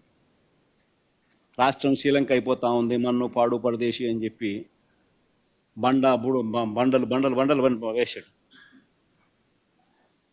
గవర్నర్ గారి ప్రసంగానికి వచ్చేసరికి తగ్గిపోయాడు. రాష్ట్రం అప్పులు 10 లక్షలే అన్నాడు. అప్పుడప్పుడు శ్వేతపత్రాలు రిలీజ్ చేస్తాడు. చేసినప్పుడు రాష్ట్రం అప్పులు 12,93,000 కోట్లు అంటాడు. చివరికి బడ్జెట్ ప్రవేశపెడితే అప్పులు రాష్ట్రానికి ఎంత ఉన్నాయో చెప్పక తప్పదు అని చెప్పి బడ్జెట్ పెట్టడం కూడా పోస్ట్పోన్ చేసినాడు. ఇక చివరికి బడ్జెట్ ప్రవేశపెట్టక తప్పదు అని చెప్పి తప్పనిసరి పరిస్థితుల్లో నవంబర్లో బడ్జెట్ ప్రవేశపెట్టక తప్పల. ఏ రాష్ట్ర ప్రభుత్వం అయినా కానీ ఎవడైనా ఎప్పుడైనా గమనించారా నవంబర్లో బడ్జెట్ ప్రవేశపెట్టడం? అంటే 3 నెలలు ఒక్క చంద్రబాబు నాయుడు గారి హయాంలోనే ఆ జిమ్మిక్కులన్నీ చూస్తాం. ఎందుకంటే బడ్జెట్ ప్రవేశపెడితే ఆ బడ్జెట్ డాక్యుమెంట్ రాయాలి, రాష్ట్రానికి ఉన్న అప్పులు ఎంత ఉన్నాయి అని చెప్పి. ఆ డాక్యుమెంట్లో రాష్ట్రానికి ఉన్న అప్పులు ఎంత ఉన్నాయని ఒకసారి చూపించేస్తే ఆ తర్వాత ఇంక చంద్రబాబు నాయుడు ముసలి కన్నీరు గార్చలేడు, డ్రామాలు ఆడలేడు, జగన్ మీద చెప్పినట్టు అన్ని తప్పులు అని చెప్పి తెలిపోతాయి కదా. కాబట్టి బడ్జెట్ డాక్యుమెంట్ ప్రవేశపెట్టడమే నవంబర్ దాకా పోస్ట్ పోన్ చేశాడు. చివరికి నవంబర్లో బడ్జెట్ డాక్యుమెంట్ ప్రవేశపెట్టేసరికి తనంతటి తానే బడ్జెట్ డాక్యుమెంట్ ప్రవేశపెట్టేటప్పుడు తనంతటి తానే 6,46,531 కోట్ల రూపాయలు అని చెప్పి తాను ప్రవేశపెట్టిన బడ్జెట్ డాక్యుమెంట్లో తానే ఒప్పుకోక తప్పలేదు. ఇంతకన్నా దారుణమైన మనిషి పరిస్థితి బహుశా ఎక్కడా ఉండదు. ఈ పెద్ద మనిషి చంద్రబాబు నాయుడు గారు ఇలాంటి మోసాలు చేస్తూ ఉంటాడు ఎప్పుడు కూడా.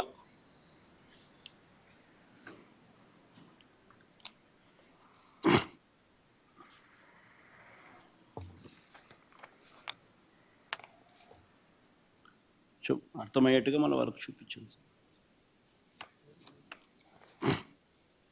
ఎక్కడెక్కడ అంటే 6,46,000 కోట్లు అనేది చూపించు ఆయన బడ్జెట్ డాక్యుమెంట్ చూసినారా? అది గమనిస్తే కనిపిస్తుంది. చూసినారా?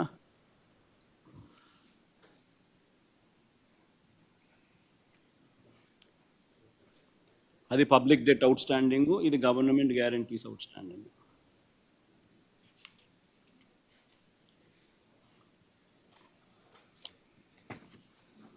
మళ్ళీ అన్ని కాపీస్ మీకు ఇస్తారులే, అందరు తీసుకొని పోండి. ఇన్ని వేయాలి మీ టీవీలలోనూ మీ పేపర్లలోనూ. మీరు ఇవన్నీ డాక్యుమెంట్ ప్రజెంటేషన్ కూడా చేయాలి. ఏ రకంగా బడ్జెట్ డాక్యుమెంట్ నువ్వు 6,46,000 కోట్లు రాష్ట్ర అప్పులు ఉన్నాయని చెప్పి చూపిస్తూ, ఏ రకంగా నువ్వు 14 లక్షల కోట్లు 12 లక్షల కోట్లు 10 లక్షల కోట్లు అని చెప్పి ప్రజల్ని మిస్లీడ్ చేయడం ఎంత మటుకు ధర్మం అని చెప్పి అర్థమయ్యేట్టుగా అందరూ క్వశ్చన్ చేయాలి. ధర్మమేనా ఇటు చేయడము అని చెప్పి. ఈ పెద్ద మనిషి చంద్రబాబు నాయుడు గారు గుర్తుపెట్టుకోవాల్సిన అంశం ఏమిటి అని అంటే, ప్రజలందరికీ కూడా తెలియాల్సిన అంశం ఏమిటి అని అంటే, ఏ ప్రభుత్వం అయినా కూడా it is governed by FRBM norms. ఏ ప్రభుత్వం అయినా కూడా FRBM ప్రకారము రాష్ట్ర GSDPలో 3%, 3.5% సెంట్రల్ గవర్నమెంట్ డిసైడ్ చేస్తుంది. ఆ డిసైడ్ చేసిన ఆ పర్సంటేజ్ ప్రకారమే ఎవరైనా కూడా బారోయింగ్ చేయగలుగుతారు. అంతకన్నా ఎక్కువ చేసే అవకాశం చాలా తక్కువగా ఉంటుంది. కానీ ఒక్క చంద్రబాబు నాయుడు గారి పాలనలో మాత్రం, అప్పట్లో అక్కడ కూడా కేంద్ర ప్రభుత్వంలో ఆయన చక్రం తిప్పుతా ఉన్నాడు కాబట్టి, తాను హయాంలో మాత్రం టేబుల్ 7 చూపించు. తాను హయాంలో మాత్రం ఎక్సెస్ బారోయింగ్ చంద్రబాబు నాయుడు గారి హయాంలో 31,000 కోట్ల రూపాయలు, అదే 31,082 కోట్ల రూపాయలు అదనపు బారోయింగ్, అడిషనల్ బారోయింగ్ చేశారు. అంటే ఇది క్లియర్గా ఆయన 5 సంవత్సరాలు మన 5 సంవత్సరాలకు సంబంధించిన డేటా. GSDP మనది ఇంత, ఫిజికల్ డెఫిసిట్ అంటే మనం బారో చేయగలిగిన లిమిట్స్ ఎంత, ఫిజికల్ డెఫిసిట్లో ఎంత percentage, physical deficit to GSDP percentage ఎంత, రికమెండేషన్ ఎంత రికమెండెడ్, ఆ రికమెండెడ్ అమౌంట్ అయితే ఎంత, చేయాల్సిన దానికన్నా ఎక్సెస్ ఎంత చేశారు అని ప్రతి సంవత్సరం గమనిస్తే 31,082 కోట్ల రూపాయలు చంద్రబాబు నాయుడు గారి హయాంలో చేయాల్సిన బడ్జెట్ కన్నా, చేయాల్సిన బారోయింగ్ కన్నా ఓవర్ బారోయింగ్ జరిగింది. ఇన్ఫ్యాక్ట్ మన కర్మ ఏంటంటే, ఆయన ఓవర్ బారోయింగ్ మన హయాంలో 17,000 కోట్లు మన హయాంలో కట్ చేసింది.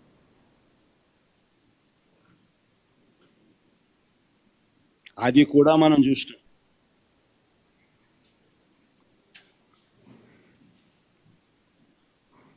టేబుల్ 9 తీసుకుని బామ్మ. ఇది వెరీ వెరీ ఇంట్రెస్టింగ్. ఇది బాగా చూడండి. ఈ slide is very very interesting slide. Chandrababu Naidu గారు వచ్చాక రాష్ట్ర ప్రభుత్వ సొంత ఆదాయం కూడా తగ్గింది. ఒకసారి గమనిస్తే ఇది 2023-24కి సంబంధించింది. పై డేటా 2024-25కి సంబంధించిన సంవత్సరం.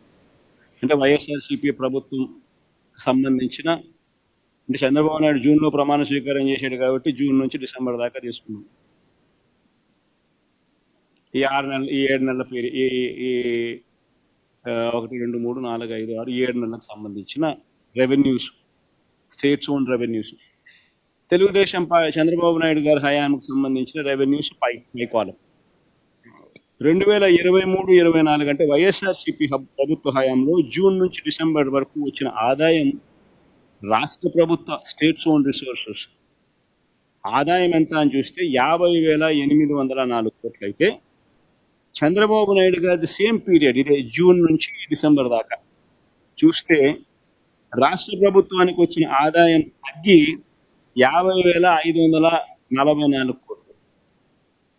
అంటే మామూలుగా 10% రాష్ట్ర ప్రభుత్వానికి ఆదాయాలు ప్రతి సంవత్సరం 10% అన్న కనీసం ఆదాయాలు పెరుగుతాయి, రొటీన్గానే పెరుగుతాయి. కానీ చంద్రబాబు నాయుడు గారి హయాంలో ఈ 6 నెలల్లో 0.51% నెగిటివ్ గ్రోత్. ఎందుకంటే రాష్ట్ర ప్రభుత్వానికి వచ్చే ఆదాయాలు రాష్ట్ర ప్రభుత్వానికి రావడం ఇలా జోబులు లేకపోతాను.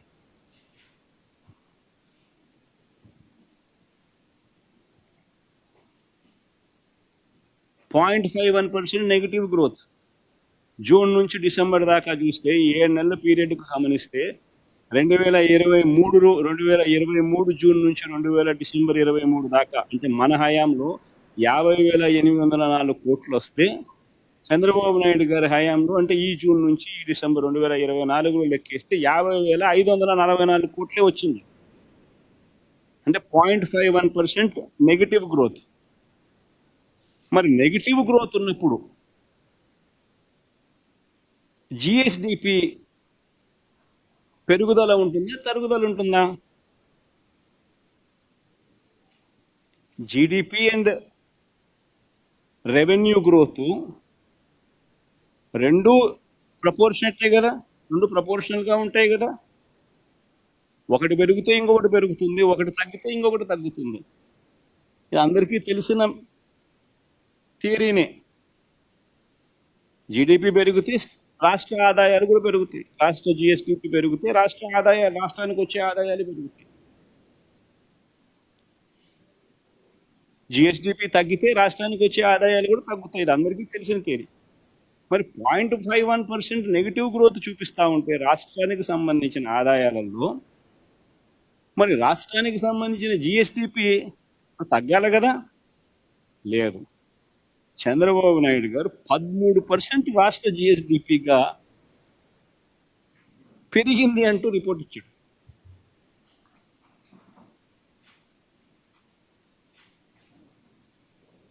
మరి ఏ స్థాయిలో అబద్ధాలు ఆడుతూ ఉన్నారు వీళ్ళు, ఏ స్థాయిలో వీళ్ళు నెంబర్స్ ప్లే చేస్తూ ఉన్నారు అంటే, ఇంతకన్నా ఏదైనా నిదర్శనం ఉందా అని అడుగుతా ఉన్నాం.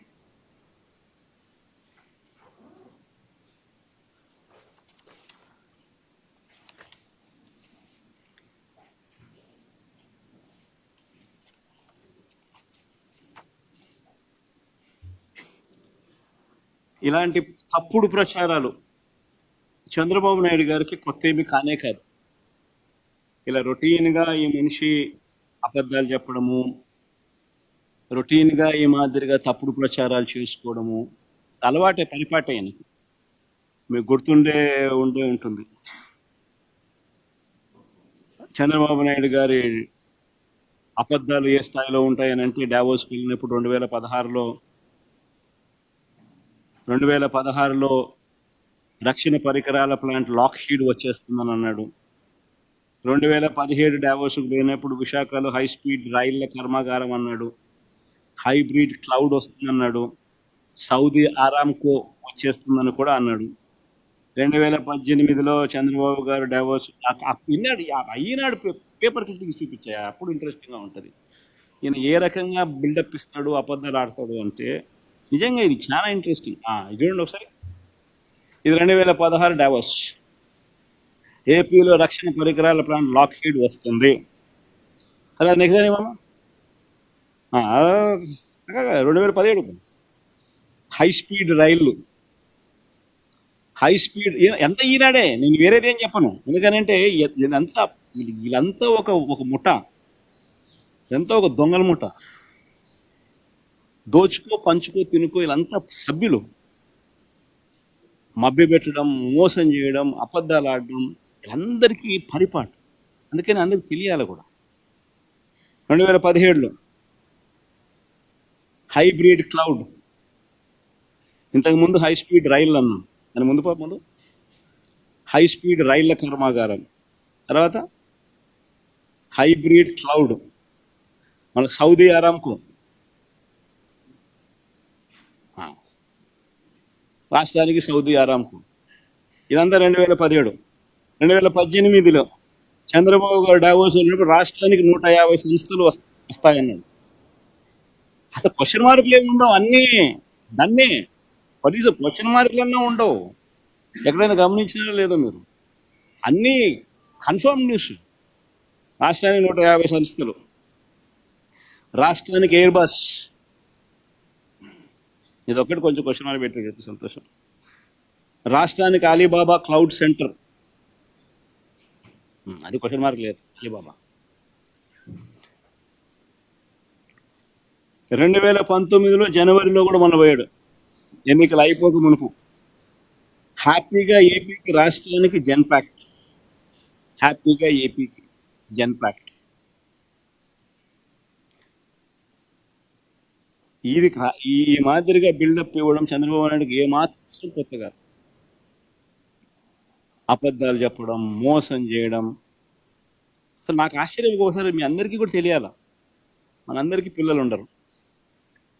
మన పిల్లలకు మనం ఏం చెప్తాం? అబద్ధాలు ఆడకూడదు, మోసం చేయకూడదు, మన స్వార్థం కాదు ముఖ్యము, ఎదుటివాని మంచి చేయడం ముఖ్యము, మాట తప్పకూడదు, విలువలు ఉండాలి, విశ్వసనీయతలు పెంచుకోవాలి, అలానే బ్రతకాలి అని మనం మన పిల్లలకు చెప్తాం. అవునా కదా? బడిలోకి పోతే మన టీచర్లు కూడా మన పిల్లలకి ఇదే కదా మనం చెప్పని చెప్పి వాళ్ళ టీచర్లకు కూడా బోధన చెప్తాం. ఇదేగా చెప్పేది. ఒక చంద్రబాబు నాయుడు అనే వ్యక్తి ఒక్కడు మాత్రమే తన కొడుకు దగ్గర నుంచి మొదలు పెడితే తన పార్టీలో ఉన్న ఎవరికైనా కూడా, చిన్న నాయకుల దగ్గర నుంచి పెద్ద నాయకుల దాకా చెప్పే తీరి, అబద్ధాలు చెప్పు, మోసం చేయి, మన స్వార్థమే ముఖ్యం, మన అవసరమే ముఖ్యం, మన స్వార్థం కోసం మనం ఏం చేసినా తప్పలేదు, ఏం మోసం చేసినా తప్పలేదు, అది ఇంకా ఒక ఘనకార్యం అని చెప్పి నేర్పించే వ్యక్తి ఎవరైనా ఉన్నాడు ఈ ప్రపంచంలో అంటే చంద్రబాబు ఒకడే. వెన్నుపోట్లు పొడిచినా తప్పలేదు, సొంత మామనైనా పొడిచినా తప్పేం కాదు. ఎప్పుడైనా ఏ విషయంలో అయినా ఎప్పుడైనా మాట మార్చేసేయచ్చు. ఇవన్నీ చంద్రబాబు నాయుడు నేర్పిస్తారు. ఇవన్నీ కనిపిస్తూ ఉన్నాయి ఈరోజు మన రాష్ట్ర ప్రజలకు అందరికీ కూడా. ఈరోజు మొట్టమొదటిసారిగా రాష్ట్రానికి సంబంధించిన పరిస్థితి ఎలా ఉంది అని అంటే, చంద్రబాబు నాయుడు గారు అనే వ్యక్తి మీద ఎంత నమ్మకం సన్నగిల్లిందంటే, ఈ పెద్ద మనిషి డావోస్కి చూస్తే కనీసం ఒక్క ఎంఓయూ కూడా జరగలేదు అని అంటే, కనీసం ఒక్క ఎంఓయూ కూడా చేసుకోలేకపోయాడు అని అంటే, రాష్ట్రానికి సంబంధించిన పలుకుబడి చంద్రబాబు నాయుడు గారి మీద ఉన్న అభిప్రాయం ఎలాంటిది అని చెప్పి చెప్పడానికి ఇది నిదర్శనం. పెట్టుబడి పెడతామని జిందాల్ లాంటి సంస్థ వస్తే ఎవరైనా రెడ్ కార్పెట్ వేసి వెల్కమ్ చేస్తారు. ఈయనేం చేసినాడు? వాళ్ళపై కేసులు పెట్టి వాళ్ళ రెప్యుటేషన్ను నాశనం చేసి వాళ్ళని భయపెట్టి వాళ్ళని వెళ్ళగొట్టినాడు. ఇదే చంద్రబాబు సమక్షంలో వాళ్ళు మహారాష్ట్రతో ఎంఓయూ చేసుకున్నారు. జిందాల్ వాళ్ళు డావోస్లోనే, అక్కడ వేరే చోట కూడా కాదు.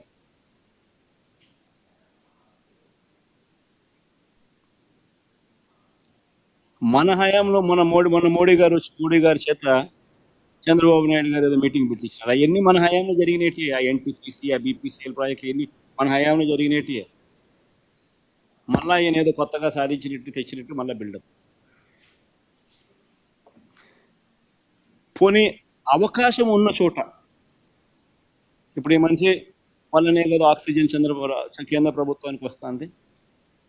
కొన్ని అవకాశం ఉన్న చోట చంద్రబాబు ఏదైనా ప్రభావం చూపుతున్నారా? అదైనా ఆలోచన చేద్దాం ఒకసారి. ఇటీవల కేంద్ర బడ్జెట్ చూస్తే రాష్ట్రానికి ప్రత్యేకంగా వచ్చింది ఏమీ లేదు. 12 మంది ఎంపీలు ఉన్న బీహార్లో జేడీయూ పార్టీ, వాళ్ళు ఏమేమి సంపాదించుకున్నారు? బీహార్కు మకానా బోర్డు, బీహార్కు national institute of food technology, బీహార్కు కోసి వెస్టర్న్ కెనాల్ ఆర్థిక సహాయం, ఒక ఎయిర్పోర్ట్, గ్రీన్ఫీల్డ్ ఎయిర్పోర్ట్, ఒక ఎయిర్పోర్ట్ డెవలప్మెంట్, బ్రౌన్ఫీల్డ్ ఎయిర్పోర్ట్, మరో 4 కొత్త ఎయిర్పోర్ట్ల నిర్మాణం, పాట్నా ఐఐటి ఆధునీకరణ, ఇలాంటి ప్రాజెక్టులన్నీ ఈ రాష్ట్రానికి వచ్చాయి. మరి చంద్రబాబు నాయుడు గారు ఏం సాధించినారు? సాధించకపోగా ఉన్న పోలవరం ప్రాజెక్టును నాశనం చేశారు. ఇది పోలవరానికి సంబంధించి డిమాండ్ ఫర్ గ్రాంట్స్ లో బడ్జెట్ డాక్యుమెంట్ లో ఉన్న కాపీ.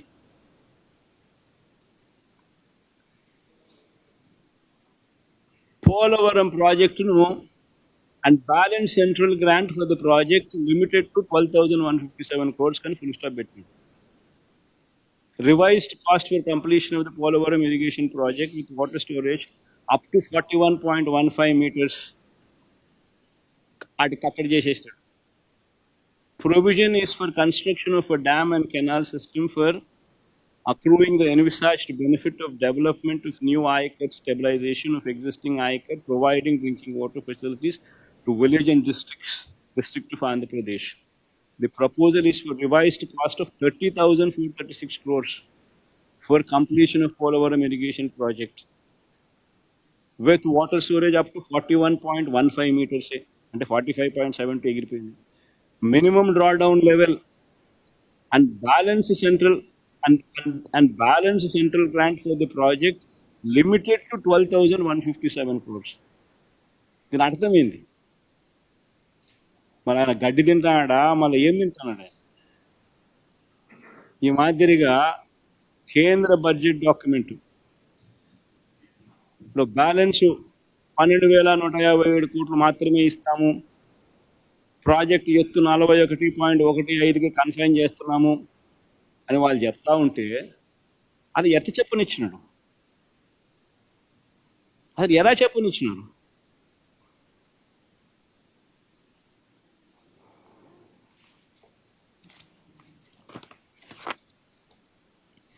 మరి ఇది విధ్వంసం కాదని అడుగుతా ఉన్నా.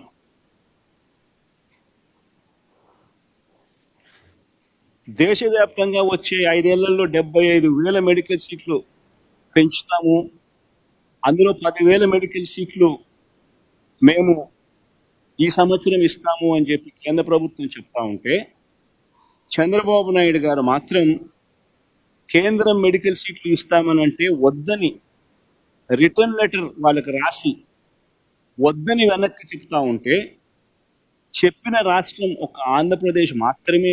అంటే మరి ఈ మనిషి ఏం సాధిస్తా ఉన్నాడు? ఇది విధ్వంసం కాదా అని అడుగుతా ఉన్నా.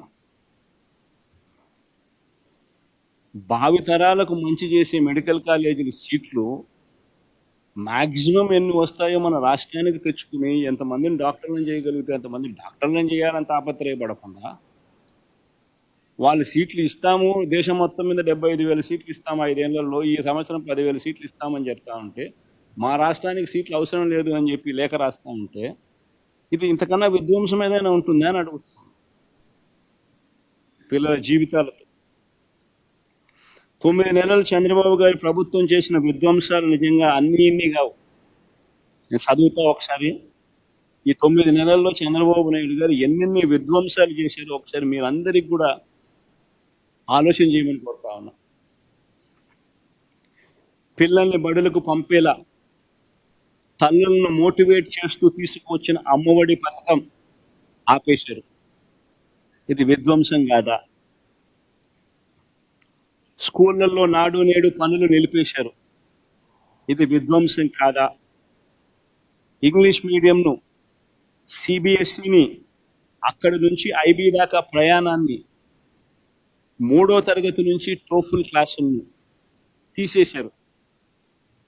పిల్లలను ప్రపంచ స్థాయి విద్యకు దూరం చేశారు. మరి ఇది విధ్వంసం కాదా? 8వ తరగతి పిల్లలకు 8వ తరగతికి వచ్చేసరికి ప్రతి సంవత్సరం ట్యాబులు ఇచ్చే పరిస్థితి నుంచి ప్రోత్సహించాల్సింది పోయి ఆ ట్యాబుల పంపిణీ కార్యక్రమం ఆపేశారు. ఇది విధ్వంసం కాదా? సబ్జెక్ట్ టీచర్ల కాన్సెప్ట్కు గ్రహణం పట్టించారు. ఇది విధ్వంసం కాదా? పిల్లలకు గొప్పగా చదివించేట్టుగా చేయాలి, వాళ్ళు చదివితేనే పేదరికం నుంచి బయటపడతారు అనే సంగతి తెలిసి పిల్లలను చదువులకు ప్రోత్సహించే విధంగా కాకుండా వసతి దీవెన పథకం పూర్తిగా రద్దు చేసి విద్యా దీవెన పథకం అరకొరగా దులిపిస్తూ పిల్లల చదువులతోనూ వాళ్ళ జీవితాలతోనూ చెలగాటమాడడం విధ్వంసం కాదా? చంద్రబాబు నాయుడు గారు ఇవ్వాల్సిన పథకాలు ఇవ్వకపోగా ఉన్న పథకాలను ఎత్తేసాడు. ఇది ప్రజల జీవితాలతో చెలగాటం కాదా? ఇది విధ్వంసం కాదా? ఆరోగ్యశ్రీ ఊపిరి తీసేశారు. ఆరోగ్య ఆసరా కనపడకుండా చేశాడు. ఈరోజు పేదవాడు ఆంధ్ర రాష్ట్రంలో ఏదైనా అప్పుల పాలు కాకుండా వైద్యం చేయించుకునే పరిస్థితి లేని చంద్రబాబు నాయుడు గారు తీసుకొచ్చాడు. ఇది విధ్వంసం కాదా? రైతు భరోసా నిలిపివేసి రైతులతో ఆడుకోవడం విధ్వంసం కాదా? 0 వడ్డీ తీసేయడం విధ్వంసం కాదా? ఉచిత క్రాప్ ఇన్సూరెన్స్ పథకం రద్దు చేయడం విధ్వంసం కాదా? రైతుల్ని నాశనం చేస్తూ ఆర్బీకే వ్యవస్థను నిర్వీర్యం చేయడం విధ్వంసం కాదా? ఈ క్రాప్ విధానాన్ని రద్దు చేయడం విధ్వంసం కాదా? అక్క చెల్లెమ్మలు సైతం చేయూత, ఈబీసీ నేస్తం, కాపు నేస్తం, 0 వడ్డీ, అమూల్ ఇటువంటి పథకాలతో చెయ్యి పట్టుకుని నడిపిస్తా ఉన్న పరిస్థితి నుంచి, ఆసరా ఇటువంటి పథకాలతో చెయ్యి పట్టుకుని నడిపిస్తా ఉన్న పరిస్థితుల నుంచి ఆ పథకాలన్నింటినీ రద్దు చేయడం అక్క చెల్లెమ్మల జీవితాలలో విధ్వంసం కాదా? పేదవాడిని తోడుగా నిలుస్తూ పేదవాడికి తోడుగా ఉంటూ నేతన్న నేస్తం, మత్స్యకార భరోసా, చేదోడు, తోడు, వాహనమిత్ర ఇవన్నీ కూడా నిలిపివేసి బలహీన వర్గాలకు తీరని ద్రోహం చేయడం విధ్వంసం కాదా?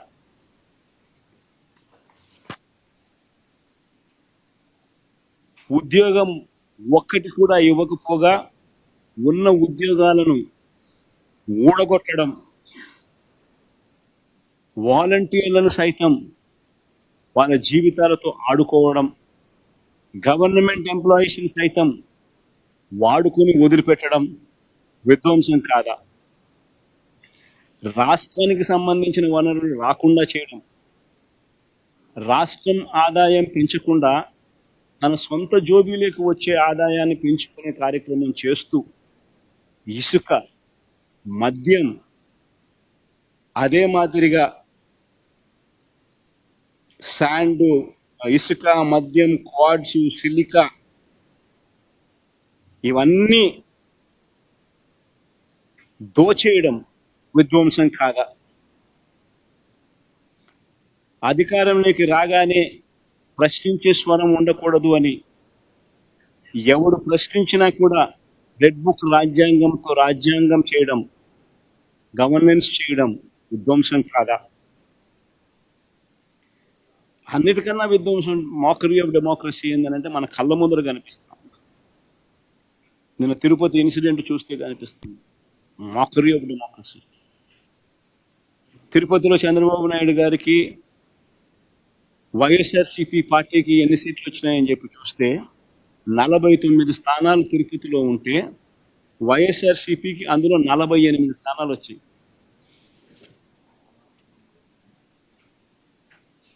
ఈ స్లైడ్ కూడా వేయగలిగితే వేయడమ్మా ఆ టేబుల్. 48 స్థానాలు ఉంటే తిరుపతి మున్సిపాలిటీలో వైఎస్ఆర్సీపీకి ప్రజలు ఓట్లు వేసినప్పుడు ప్రజలు ఇచ్చిన స్థానాలు ఎన్ని అని అంటే 48 స్థానాలు. టీడీపీకి ప్రజలు ఇచ్చిన స్థానాలు ఎన్ని అని అంటే 1 స్థానం. ఇది ఎన్నికలు అయిపోయిన తర్వాత 3 సంవత్సరాల తర్వాత జరిగిన ఎన్నికలు. ప్రజలు 49 స్థానాలు తిరుపతిలో ఉంటే 48 స్థానాలు వైసీపీకి ఇస్తే టీడీపీకి 1 స్థానం ఇస్తే వీళ్ళు చేసింది ఏంది? Reelection for vice president post జరిగితే వైఎస్ఆర్సీపీ కార్పొరేటర్లను కిడ్నాప్ చేసి బెదిరించి ప్రలోభాలు పెట్టి చివరికి వాళ్ళు పోలీసులను వాడుకొని పోలీసుల సమక్షంలోనే కిడ్నాప్ చేసి వైసీపీకి సంబంధించిన కార్పొరేటర్ ప్రయాణిస్తున్న బస్సును ఆపి పోలీసుల సమక్షంలోనే వాళ్ళని కిడ్నాప్ చేసి ఓటు హక్కు ఉన్న ఎమ్మెల్సీని సైతం కిడ్నాప్ చేసి చివరికి వాళ్ళు వైస్ ప్రెసిడెంట్ కింద గెలుచుకున్నట్టుగా డిక్లేర్ చేసుకున్నారు. 49 స్థానాల్లో 1 స్థానం నీకు వచ్చి 48 స్థానాలు వైసీపీకి వస్తే అసలు నీకు ఆ బై ఎలక్షన్లో నీకు జరిగిన ఈ ఎన్నుకునే ఎన్నికల్లో వైస్ ప్రెసిడెంట్గా నువ్వు ఎలా నీకు సంఖ్యాబలం లేనప్పుడు నువ్వు ఏ రకంగా ఎన్నుకోబడతావు? Mockery of democracy. ఏలూరు కార్పొరేషన్లో 50 ఉంటే 47 ప్రజలు వైఎస్ఆర్సీపీ తరఫున వాళ్ళ వైఎస్ఆర్సీపీ బీఫామ్ మీద గెలిచిన స్థానాలు. ఇది తెలుగుదేశం పార్టీ బీఫామ్ మీద తెలుగుదేశం పార్టీకి ఓట్లు వేసిన ప్రజలు ఇచ్చిన స్థానాలు. ఏలూరు కార్పొరేషన్ 50 ఉంటే 47 వైసీపీ, టీడీపీకి 3. నెల్లూరు కార్పొరేషన్లో వైఎస్ఆర్సీపీకి 54 ఉంటే 54 టీడీపీకి 0. హిందూపురం మున్సిపాలిటీ సిగ్గుండాల, మన చంద్రబాబు నాయుడు బాగుమడదు అక్కడ, దాన్ని ఏదో గొప్పగా సాధించినట్టుగా చూపిస్తున్నారు.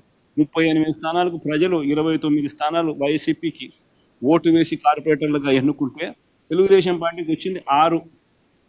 కానీ ఈరోజు వాళ్ళు చైర్మన్గా వాళ్ళ మనిషిని ఎన్నుకున్నారని చెప్పి డిక్లేర్ చేసుకుంటా ఉన్నారు. పాలకొండ నగర పంచాయతీ 20 ఉంటే 17 వైసీపీకి, టీడీపీకి 3. ఆడ ఎన్నిక జరగదు. ఎందుకనంటే వైసీపీ వాళ్ళకు మెజారిటీ ఉంది, వాళ్ళు తెలుగుదేశం వాళ్ళు కిడ్నాపులు చేయలేకపోయినారు, ప్రలోభ పెట్టలేకపోయినారు, కాబట్టి ఎలక్షన్ పోస్ట్పోన్. కోరం లేదని.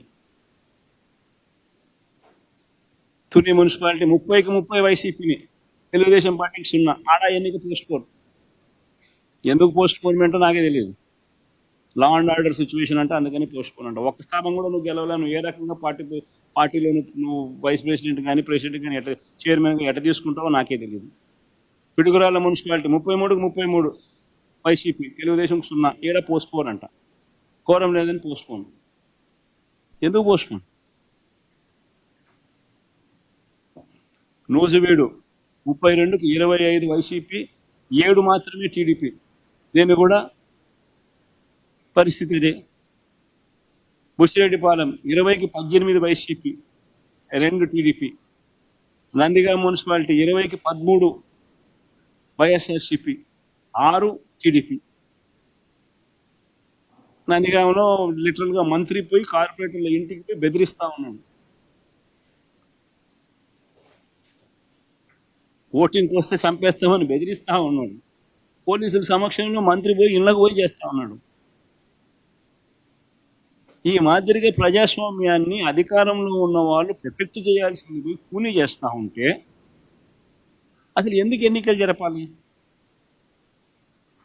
మీరే డిక్లేర్ చేసేసుకోండి, రాదు మున్సిపల్ చైర్మన్ మీరే అని చెప్పి డిక్లేర్ చేసేసుకోండి, అయిపోయింది కదా, సులభం కదా. ఇదే మేము అధికారంలో ఉన్నప్పుడు ఒక చిన్న ఘటన చెప్తాం.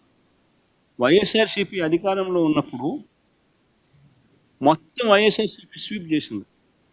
2 చోట్ల మాత్రం టీడీపీ గెలిచింది. తాడిపత్రి అండ్ దర్శి 2 చోట్ల మాత్రం టీడీపీ గెలిచింది. తాడిపత్రిలో 38 స్థానాలకు వైఎస్ఆర్సీపీ 18, టీడీపీకి 20 గెలిస్తే 2 స్థానాలు టీడీపీకి వైసీపీ కన్నా ఎక్కువ ఉన్నాయి. ఎక్కువ ఉంటే 2 స్థానాలు మేము తలుచుకున్నానంటే ఆ రోజు ఆ 2ను ఈ పక్క తిప్పేసి వైసీపీని సొంతం చేసుకుని ఉన్నాం ఆ స్థానాన్ని. కానీ ఆ రోజు జగన్ ఏం చేశాడో ఒకసారి చూద్దామా? ఆ రోజు తెలుగుదేశం పార్టీ ఇన్ఛార్జ్ జగన్ గురించి ఏం మాట్లాడాడో ఒకసారి ప్లే చేద్దాం. ముఖ్యమంత్రి ఏం తప్పు లేదు, ఇది CM, Andhra Pradesh, I'm part of it. ఇప్పుడు మాకు వాళ్ళు వైరే ఉండే తిరుగుతుండొచ్చు, కానీ as a chairman I can meet anybody. I can't meet Jagan. నా TV5 నమ్మకం, ఎందుకంటే వాళ్ళ నానే నన్ను పొగిడాడు, ఆయనకు తెలుసు, నేను కూడా తెలుసు. Definitely help me. ఇప్పుడు ఎట్లా హెల్ప్ చేశాడు భారత్ ఈ రోజు చైర్మన్షిప్ కి నథింగ్, రావడం కూర్చోవడం పోయింది. నిజంగా అనుకుంటే ఇప్పుడుండే పరిస్థితుల్లో హ్యాట్స్ అప్ టు జగన్. ఈరోజు నిజంగానే ఇప్పుడుండే పరిస్థితుల్లో మేము చైర్మన్ అయినామంటే ఫండ్స్ తెస్తే హ్యాట్స్ ఆఫ్ టు జగన్ అని చెప్పి తెలుగుదేశం పార్టీకి సంబంధించిన ఇన్ఛార్జ్ జగన్ గురించి అన్న మాట. That is called governance. ప్రజాస్వామ్యంలో ప్రజలకు రక్షణగా ఉండాల్సిన బాధ్యత ప్రభుత్వాన్ని. అలాంటి ప్రభుత్వం ఎలా ప్రవర్తిస్తుంది అన్నది వెరీ వెరీ ఇంపార్టెంట్ ఆస్పెక్ట్. అధికార బలం ఉంది కదా అని చెప్పి ఇష్టం వచ్చినట్టుగా ప్రతిదీ కూడా నాకే కావాలి అని చెప్పి దోచేయడం అన్నది, మనది కాని పదవులు కూడా మనకు రావాలి అని చెప్పి ఆశపడడం అన్నది తప్పు. ఈ పెద్ద మనిషి చంద్రబాబు నాయుడుకి జ్ఞానం, బుద్ధి రెండూ లేవు కాబట్టి రాష్ట్రం ఈ మాదిరిగా పరిపాలన చేస్తూ ఉన్నాడు కాబట్టి రాష్ట్రం నిజంగానే ఇంత అధ్వానమైన పరిస్థితిలో ఈరోజు. ఇప్పటికైనా కానీ త్వరగా ఎన్నికలు రావాలని జమిలి గిమిలి అంటా ఉన్నారు. ఎంత తొందరగా వస్తే అంత తొందరగా మంచిది. ఇంత తొందరగా వస్తే ఈ మనిషిని ఎప్పుడెప్పుడు పంపించాలా అని చెప్పి ప్రజలందరూ కూడా ఎదురు చూస్తూ ఉన్నారు. ఇప్పటికే చంద్రబాబు నాయుడు గారిని ప్రశ్నించే స్వరాలు ఇప్పుడు పెరిగినాయి. రాబోయే రోజుల్లో చంద్రబాబు నాయుడు గారిని చొక్కా పట్టుకునే రోజులు కూడా దగ్గరలోకి వస్తాయి. రాబోయే రోజుల్లో ఆ తర్వాత వీళ్ళను తరిమి కొట్టే రోజులు కూడా దగ్గరలోనే ఉంది. వీళ్ళు చేసే పరిపాలనను చూసి ప్రజలు ఆ లెవెల్లో వెక్స్ అయిపోయి ఉన్న పరిస్థితులు ఈరోజు రాష్ట్రంలో ఉన్నాయి. అంత దారుణంగా ఈరోజు రాష్ట్రంలో పరిపాలన సాగిస్తూ ఉన్నారు. రాష్ట్రంలో పెట్టుబడులకు సంబంధించి తెలుగుదేశంలో వ్యవహారం హైదరాబాద్ కానీ చెన్నై లాంటి బెంగళూరు లాంటి పట్టణాలు రాష్ట్రం లేవు కాబట్టి అమరావతిని శక్తి నిర్మిస్తున్నాం. తర్వాత పెట్టుబడుల వాతావరణం వస్తుంది.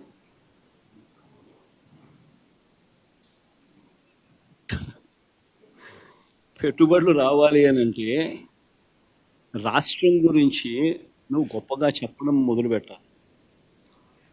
నువ్వంతటి నువ్వే ఎక్కడ పడితే అక్కడ రాష్ట్రంలో లేని పరిస్థితులను ఉన్నట్టుగా నువ్వంతకు నువ్వే రాష్ట్రం గురించి నెగిటివ్గా చెప్పడం మొదలు పెడితే ఏ రకంగా కాన్ఫిడెన్స్ ఇస్తావు? డావోస్ దగ్గర నుంచి నీతి ఆయోగ్ దాకా ఈయన స్టేట్మెంట్లు ఏ ఇన్నా చూడండి, రాష్ట్రంలో లేని పరిస్థితులు ఉన్నట్టుగా ఈయనంతటి ఈయనే ఇంప్రెషన్ ఇస్తూ ప్లస్ పరిశ్రమలను అట్రాక్ట్ చేసే విధంగా ఈయన ఏ చర్య తీసుకుంటా ఉన్నాడు? జిందాలలో వస్తే వాళ్ళ మీద కేసులు పెడతా ఉన్నాడు, భయపడిస్తూ ఉన్నాడు, వాళ్ళని భయభ్రాంతులను చేసి పంపించినాడు. వాళ్ళు 10 మందికి చెప్పరా? జిందాల్ లాంటి వానికి ఈ పరిస్థితి ఉంటే వాడు 10 మందికి వాళ్ళు 10 మందికి చెప్పరా? వాళ్ళు రాష్ట్రంలో ఏ రకమైన పరిపాలన చేసినారు, చంద్రబాబు నాయుడు అనే వ్యక్తి ఎలాంటి వాడు అని. మళ్ళీ అలాంటి భయానక వాతావరణం రాష్ట్రంలో ఉన్నప్పుడు ఏ పరిశ్రమలైనా ఎందుకు వస్తాయి?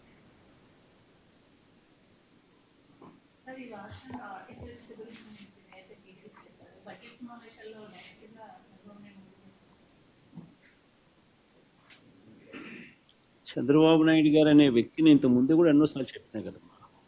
సో బేసిక్లీ ఏంటంటే ఇవన్నీ నేను మీకు క్లుప్తంగా మీ ద్వారా ప్రజలకు ఇవన్నీ నేను ఎక్స్ప్లెయిన్ చేయగలిగిన. నాకు మినిమం ఇంత టైం పట్టిందా?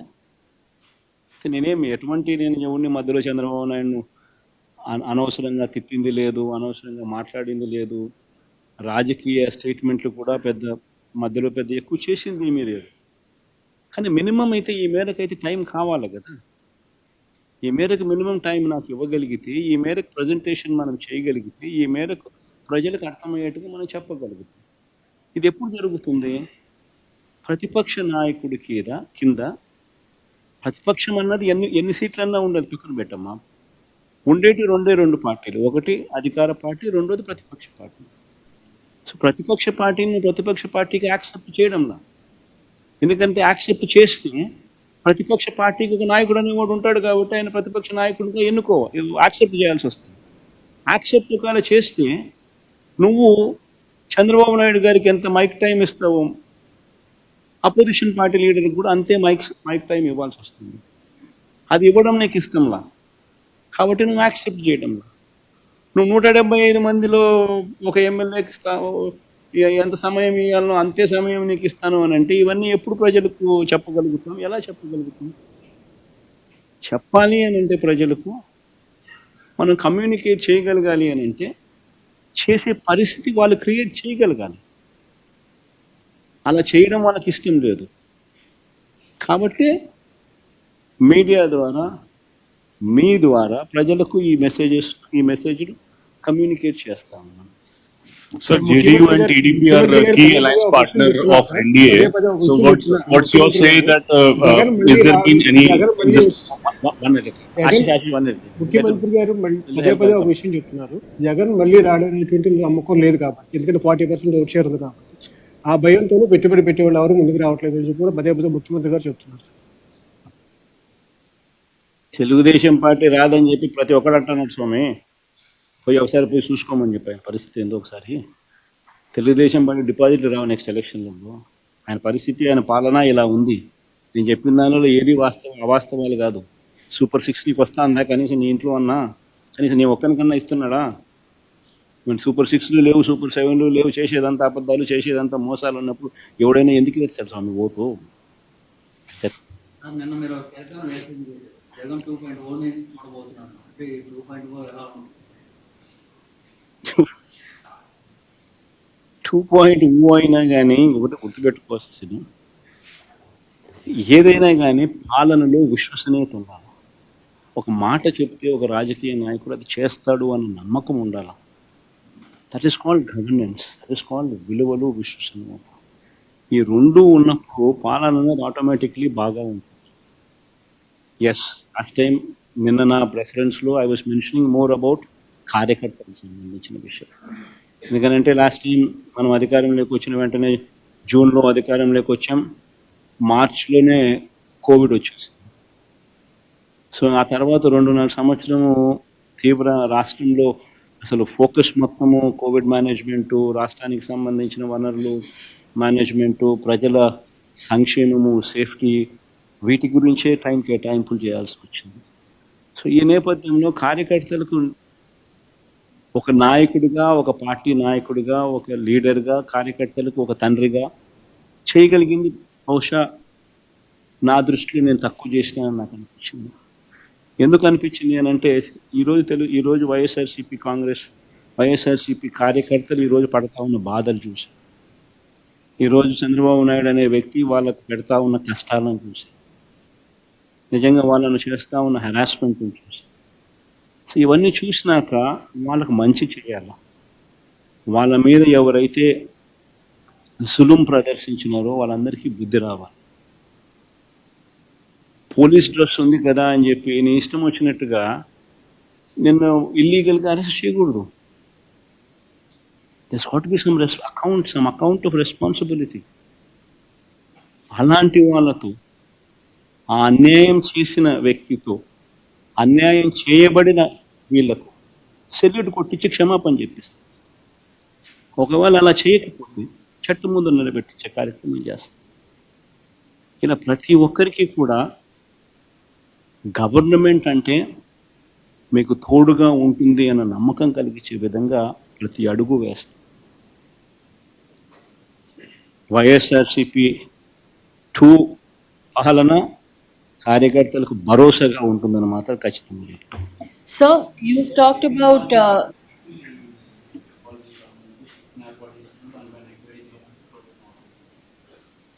అసలు ఆశ్చర్యకరమైన విషయం నేను నిన్న ఈనాడు పేపర్లో రాస్తే ఐటమ్స్ చూసిన నాకు నిజంగా ఆశ్చర్యం అనిపించింది. ఒక మనిషిని ఏ రకంగా ఇరికిచ్చాలని తాపత్రయపడతా ఉన్నాను.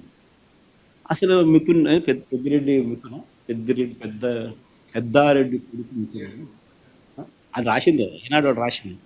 పెద్దారెడ్డి కొడుకు మిథున పెద్దారెడ్డి కొడుకు మిథున అని చెప్పి రాసింది. సరే, మిథున్కి ఏం సంబంధం? ఆయన పార్లమెంట్ లోక్సభ ఫ్లోర్ లీడర్. వాళ్ళ నాయనది ఏ పోర్ట్ఫోలియో? వాళ్ళ నాయనది ఏ పోర్ట్ఫోలియో? మన ఆయనకి ఇక్కడికి ఏం సంబంధం? ఇష్టం వచ్చినట్టుగా ఇరికేయడం. ఆడేడో ఇంకోడో కసిరెడ్డి రాజా ఎవరో పేరు చెప్పు ఆయనాడు రాసి ఎవడైనా ఆయనకు ఏం సంబంధం? మద్యానికి ఏం సంబంధం? అంటే ఎవడో ఒక ఆశీస్సు ఉండదు, పట్టుకోవడం రావడం, ఆశీస్సు ఇరికించడం, తీసుకోవడం, పెట్టడం, ఆశీస్ పేరు ఇంకోటి చెప్పించడం, ఆశీస్ పేరుతో ఇంకొకరు రామచంద్రాడి పేరు, వెంకటరాముడి పేరు, సురేష్ పేరు చెప్పించడం. ఎన్ని కేసుల్లో నిలబడతాయి ఎన్ని? అసలు ఎవడైనా కానీ డబ్బు ఎందుకు ఇస్తాడు? ఫస్ట్ ఫండమెంటల్ క్వశ్చన్ ఆలోచన చేయాల్సింది. అందరూ ఆలోచన చేయండి. డబ్బు ఎవడైనా ఎందుకు ఇస్తాడు? అయ్యే రేట్లే కదా చంద్రబాబు నాయుడు హయాంలో ఉన్నది. సేమ్ బేసిక్ రేట్లే కదా ఇంకా మన హయాంలో బేసిక్ రేట్లకు సేమ్ పెట్టి ట్యాక్సులు పెంచినాం. బేసిక్ రేట్ అదే కదా చంద్రబాబు నాయుడుకి ఇచ్చినడం వల్ల. ఈనాడు రాస్తాడా చంద్రబాబు నాయుడు తీసుకున్నాడని? మరి చంద్రబాబు నాయుడుకి ఇచ్చినప్పుడు ఇంకోరికి ఎందుకు ఇస్తారు? ఇంకా మన హయాంలో వాల్యూమ్స్ తగ్గినాయి, రేట్లు షాక్ కొట్టే విధంగా ట్యాక్సులు పెంచినాయి. సో ట్యాక్సులు పెంచి బేసిక్ రేట్ అట్టే ఉంచి వాల్యూమ్స్ తగ్గేట్టుగా చేసిన వాళ్ళకి ఇస్తారా? అది చంద్రబాబు నాయుడు గారి హయాం మాదిరిగా వాల్యూమ్స్ పెంచినోనికి, చంద్రబాబు నాయుడు హయాంలో రేట్లు కూడా పెంచినోనికి రేట్లు పెంచినోనికి బేసిక్ రేట్లు కూడా పెంచినాడు. చంద్రబాబు నాయుడుకి ఇస్తారు, వాళ్ళకి ఇస్తారా? This basic fundamental question. 2,73,000 కోట్లు బటన్ నొక్కి లంచాలు లేకుండా, వివక్ష లేకుండా డిస్పర్స్ చేసిన ప్రభుత్వం వైఎస్ఆర్సీపీ. అంత గొప్పగా మా ప్రభుత్వం గురించి చెప్తాం. చంద్రబాబు నాయుడు ఎందుకు చేయలేకపోతా ఉన్నాడు? ఎందుకు బటన్ నొక్కలేకపోతా ఉన్నాడు? ఎందుకంటే బటన్ నొక్కితే ఏం రాదు కాబట్టి. అందుకే నేను బటన్ నొక్కలేకపోతున్నాను. డబ్బు మీద వ్యామోహం లేదు కాబట్టి, పేరు మీద కాంక్ష ఉంది కాబట్టి, చరిత్రలో నిలబడిపోవాలన్న తపన ఉంది కాబట్టి, ప్రతి ఇంట్లో నా ఫోటో ఉండాలన్న ఆరాటం ఉంది కాబట్టి 2,73,000 కోట్ల రూపాయలు బటన్ నొక్కిన డీబీటీ. లంచం లేని పాలన ఎక్కడైనా జరిగింది అంటే వైఎస్ఆర్సీపీ ప్రభుత్వ హయాంలో అని చెప్పి గర్వంగా గొప్పగా కూడా చెప్పగలం.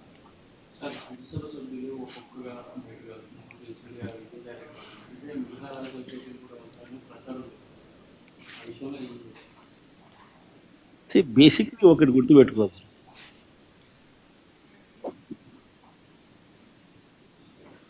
పదకొండు మంది మాకు రాజ్యసభ సభ్యులు ఉన్నారు. పోయిన వాళ్ళు ఎంత? 3 పోయినారు. సాయిరెడ్డితో కలుపుకుంటూ 4 అసలు బేసిక్లీ పోయే ప్రతి ఒక్కరికి కూడా నేను ఒకటే మాటే చెప్తా. రాజకీయాలలో ఉన్నప్పుడు క్యారెక్టర్, క్రెడిబిలిటీ అనే పదానికి అర్థం తీసుకున్నాను. రాజకీయాలలో ఉన్నప్పుడు కాలర్ ఎగరేసుకుని చెప్పాలి, ఫలానోడు మా నాయకుడు అని. అది ముఖ్యమంత్రి అయినా సరే, ఎమ్మెల్యే, ఎంపీ అలాంటి ఆయనైనా సరే, ఎమ్మెల్యే అయినా ఇలాంటి అయినా సరే, ఎవరి గురించి అయినా కానీ ఇట్లా గొప్పగా చెప్తాం. కానీ మనమంతటి మనమే ప్రలోభాలకు లొంగో, భయపడో, ఏదో కారణం చేత మనమంతటా మనమే మన వ్యక్తిత్వాన్ని, మన క్యారెక్టర్ని, మన క్రెడిబిలిటీని మనం పనంగా పెట్టి మనం కాంప్రమైజ్ అయ్యి అటువైపు మనం పోతే మన గౌరవం ఏంది, మన వాల్యూ ఏంది, మన క్యారెక్టర్ ఏంది, మన క్రెడిబిలిటీ ఏంది? ఇది ప్రతి ఒక్కరూ రాజకీయాల్లో ఉన్నప్పుడు ఆలోచన చేసుకోవాలి. ఈ కష్టం అనేది ఎల్లకాలం ఉండదు. డెమోక్రసీ అంటేనే 5 years. మ్యాక్సిమం నీకున్న కష్టకాలం 5 years. 5 years if you can just hold on, then your time will come. One should always have the patience, always have the character and credibility within ourselves to stand up. అది సాయిరెడ్డికైనా అంతే, పోయిన 3 ఎంపీలకైనా అంతే. ఒకవేళ నువ్వు చెప్తా అన్నట్టు ఇంకా ఒకడో అరో ఇంకా పోయే కార్యక్రమం జరిగితే వాళ్ళకైనా ఇంతే. ఒకటి చెప్తా ఉన్నాం, వైఎస్ఆర్సీపీ ఈరోజు ఉంది అని అంటే అది వీళ్ళందరి వల్ల లేదు. వైఎస్ఆర్సీపీ ఈరోజు ఉంది అని అంటే దేవుడి దయ, ప్రజల ఆశీస్సుల వల్ల వైఎస్ఆర్సీపీ ఈరోజు ఉంది. ఒక లీడర్గా మనం ప్రవర్తించే తీరు తలెత్తుకునే విధంగా ఉండేట్టుగా ఎప్పటికీ ఉంటే ప్రజలు ఎప్పుడూ ఆశీర్వదిస్తారు.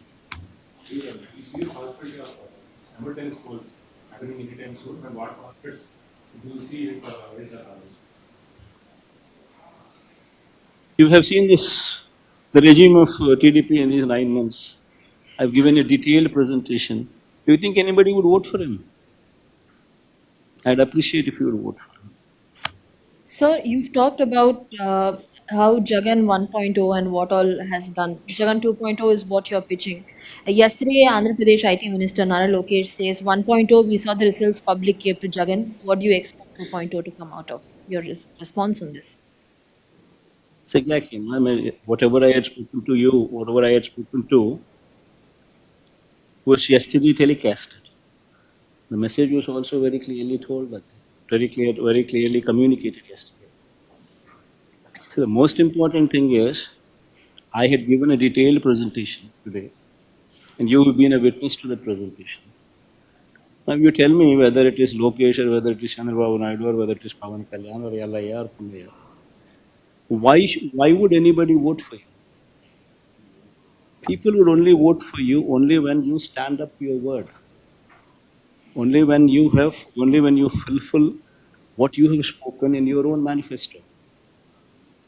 You have given a word to the people. You have communicated that you will do so many things to people. You have spoken about Super 6, you have spoken about Super 7. Now, if you were to not deliver whatever you had spoken, would it not be treated as betrayal by the people? And if such betrayal is done by somebody, and yet that somebody has the audacity to speak these words that you have just spoken, and I only say it's only mere arrogance. And ultimately people will teach them a lesson. So the Higher Education Ministry also recently, in the Acer report that came out, it has been said that the last 5 years there hasn't been much development in a higher education and education department in Andhra Pradesh. Several students have been lacking as well. This, the TDP is alleging as a lapse in YSRCP governance, because of which, the students were unable to reach that full potential. Acer report usually, what was this Acer report? When did it come out? When did they do the survey? I think they did it in December. December which year? 2024. Then, from June to December, is it not good enough period for somebody to ruin the education system? You should ask yourself the same question. What I just spoke about, what I just spoke about some time back, you have successfully ruined the TOEFL classes, which was a part of your education curriculum. From the 3rd class itself, as a period it was given to the children. You have removed it. You have successfully removed English medium. You have successfully removed CBSE. You have successfully stopped Nadu Nedu. You have successfully stopped the distribution of tabs. When you yourself, successfully since June till now, have successfully been doing all these things, and if somebody were to come to your classrooms in December after successfully ruining everything what has been put forth on a platter, then obviously what would the outcome be? See, all these things are all manipulative figures. So BJP is making allegations that during your regime, central schemes funds were transferred to the welfare schemes which were on your name for your own promotion. What's your say on that? Ashish, you cannot do that. Ashish, you can't do that. In fact, if you're part of governance, you would yourself know that nobody has the authority to divert any such central government funds from one scheme to another scheme. You can't do it. Within 21 days, if you were to not restore the balance, there is going to be a penal amount what the central government would charge. And not only that, further funds will be stopped.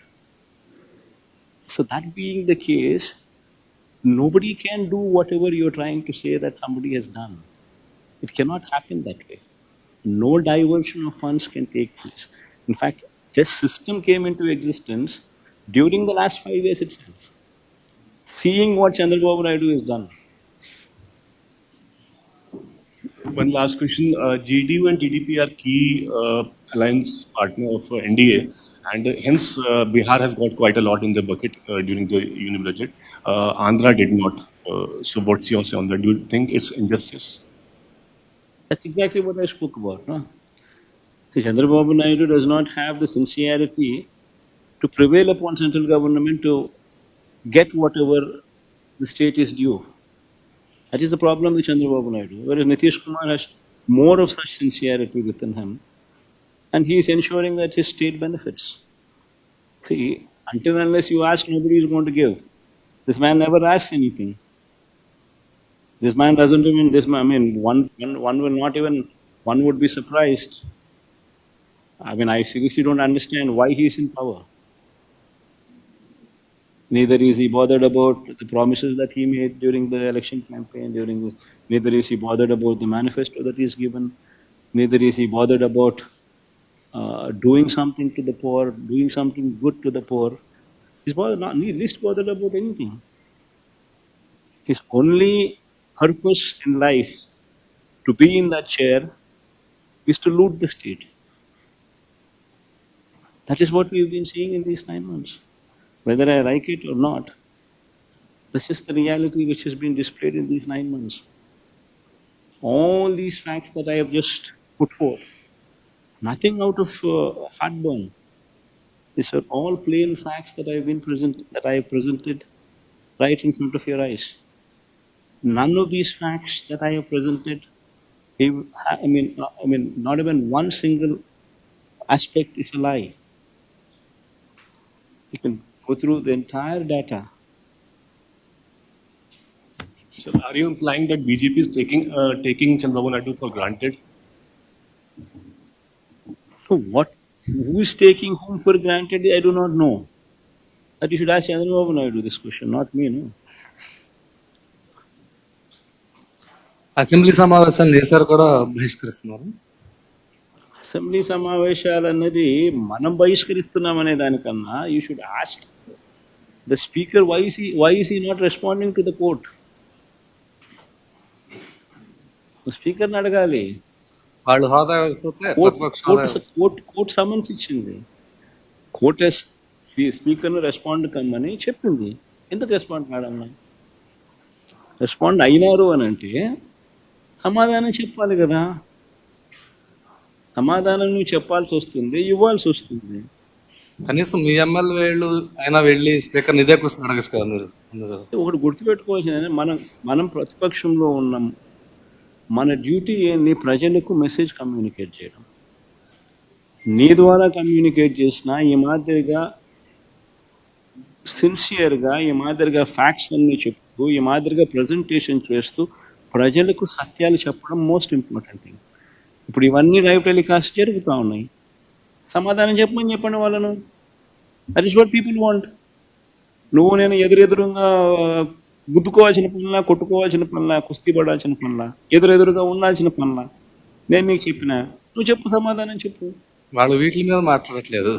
మీరు ఏవైతే అంటున్నారో అవన్నీ జగన్ గత ప్రభుత్వంలో తప్పులు చేయడం వల్ల ఇప్పుడు అదే చెప్పేది. ఎందుకంటే వాళ్ళు చేయాలని లేదు. చేయాలని లేనప్పుడు కనీసం సిన్సియారిటీ టు అపాలజైజ్ కూడా లేదు. నువ్వు చేయాలని ఫస్ట్ ఇప్పుడు చేయలేని పరిస్థితి అని చెప్పి తెలిసి సాధ్యం కాని హామీలు నువ్వు ఇచ్చావు, సాధ్యం కాదని తెలిసి నువ్వు హామీలు ఇచ్చావు. సో నువ్వు మొట్టమొదటి రోజు నుంచే మోసం చేయడానికి నువ్వు అడుగులు ముందుకేసావు. మోసం అని చెప్పి ఏ రోజు అయితే నువ్వు బయటికి ఫేస్ చేయాల్సి వచ్చినప్పుడు ఆ మోసం చేసినందుకు నేను సారీ అని కూడా నువ్వు చెప్పలేకపోతా ఉన్నావు. ఆ చెప్పి చిత్తశుద్ధి సిన్సియారిటీ కూడా నీలో లేదు. దాంట్లో కూడా నువ్వు ఇతరుల మీద ఏలెత్తి చూపించి ఎందుకు నేను చేయలేకపోతున్నాను అని చెప్పి జస్టిఫై చేసే కార్యక్రమం చేస్తా ఉన్నావు. సో దాని అర్థం ఏంది? నీకు సోల్ లేదు. You do not have the heart of the soul. What is very important for a politician. రాజకీయ నాయకుడికి మంచి మనసు ఉండాలి. మంచి మనసు ఉంటే ప్రజలు బాగుపడతారు. అసెంబ్లీకి రాకపోతే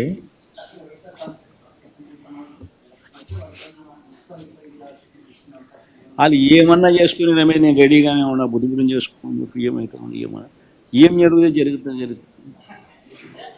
ఎవడు కాదండి ఏమన్నా చేసుకోండి. Sir, one last question. TDD has identified 18 workers who have been working with TDD, and they are about to take action whether they can take VRS or can be transferred to government departments. What's your say? Non-Hindus, sir. See, I do not know the details of these topics, Ashish. Basically, I don't know which department, where they're working, where they've gotten these numbers, who those people are, which department are they working. See, TTD's got, even in Delhi, TTD has an university. TTD it's not just limited to one temple here. It has got multi-organizations, multi-institutions. So we do not know where they are working, which period, how they have been recruited. If somebody has put an exam, and if those exams during those days, God knows when, what, who, what position, and somebody is qualified, somebody is taken an exam and then qualified and entered the post, he'll go to the court. So these kind of things, I mean, offhand, you should not be asking me, I should not be speaking of these things. Sir ప్రభుత్వ హామీల పైన చెప్పారు sir అలాంటి పేరు అంటే ఆర్థిక వైపు అసెంబ్లీకి వెళ్ళట్లేదు అంటే ఈ 5 years కాబట్టి మీరు నెక్స్ట్ యాక్షన్తో ఏదైనా ప్రజల్లోకి వెళ్ళే ఆలోచన చేస్తారు డిపార్ట్మెంట్ వీల్స్ పైన అంటే కింది స్థాయిలో మీరు ఈ ఆధ్వర్యంలో ఏదైనా జరుగుతుంది బా, ఇవన్నీ part and parcel of any political journey. ఇవన్నీ జరుగుతాయి. ఇవన్నీ అవతల మనిషి చెప్పేటి అబద్ధాలు మోసాలు అని చెప్పి ప్రూవ్ అయ్యే కొద్దీ ప్రజలకు తోడుగా ఉండే కార్యక్రమాలు ప్రతిపక్ష పార్టీగా మేము చేస్తూ పోతాం. సో న్యాచురలీ అది టైం గడిచే కొద్దీ ఇటువంటి యాక్టివిటీస్ ఇంకా ఎక్కువ అవుతాం.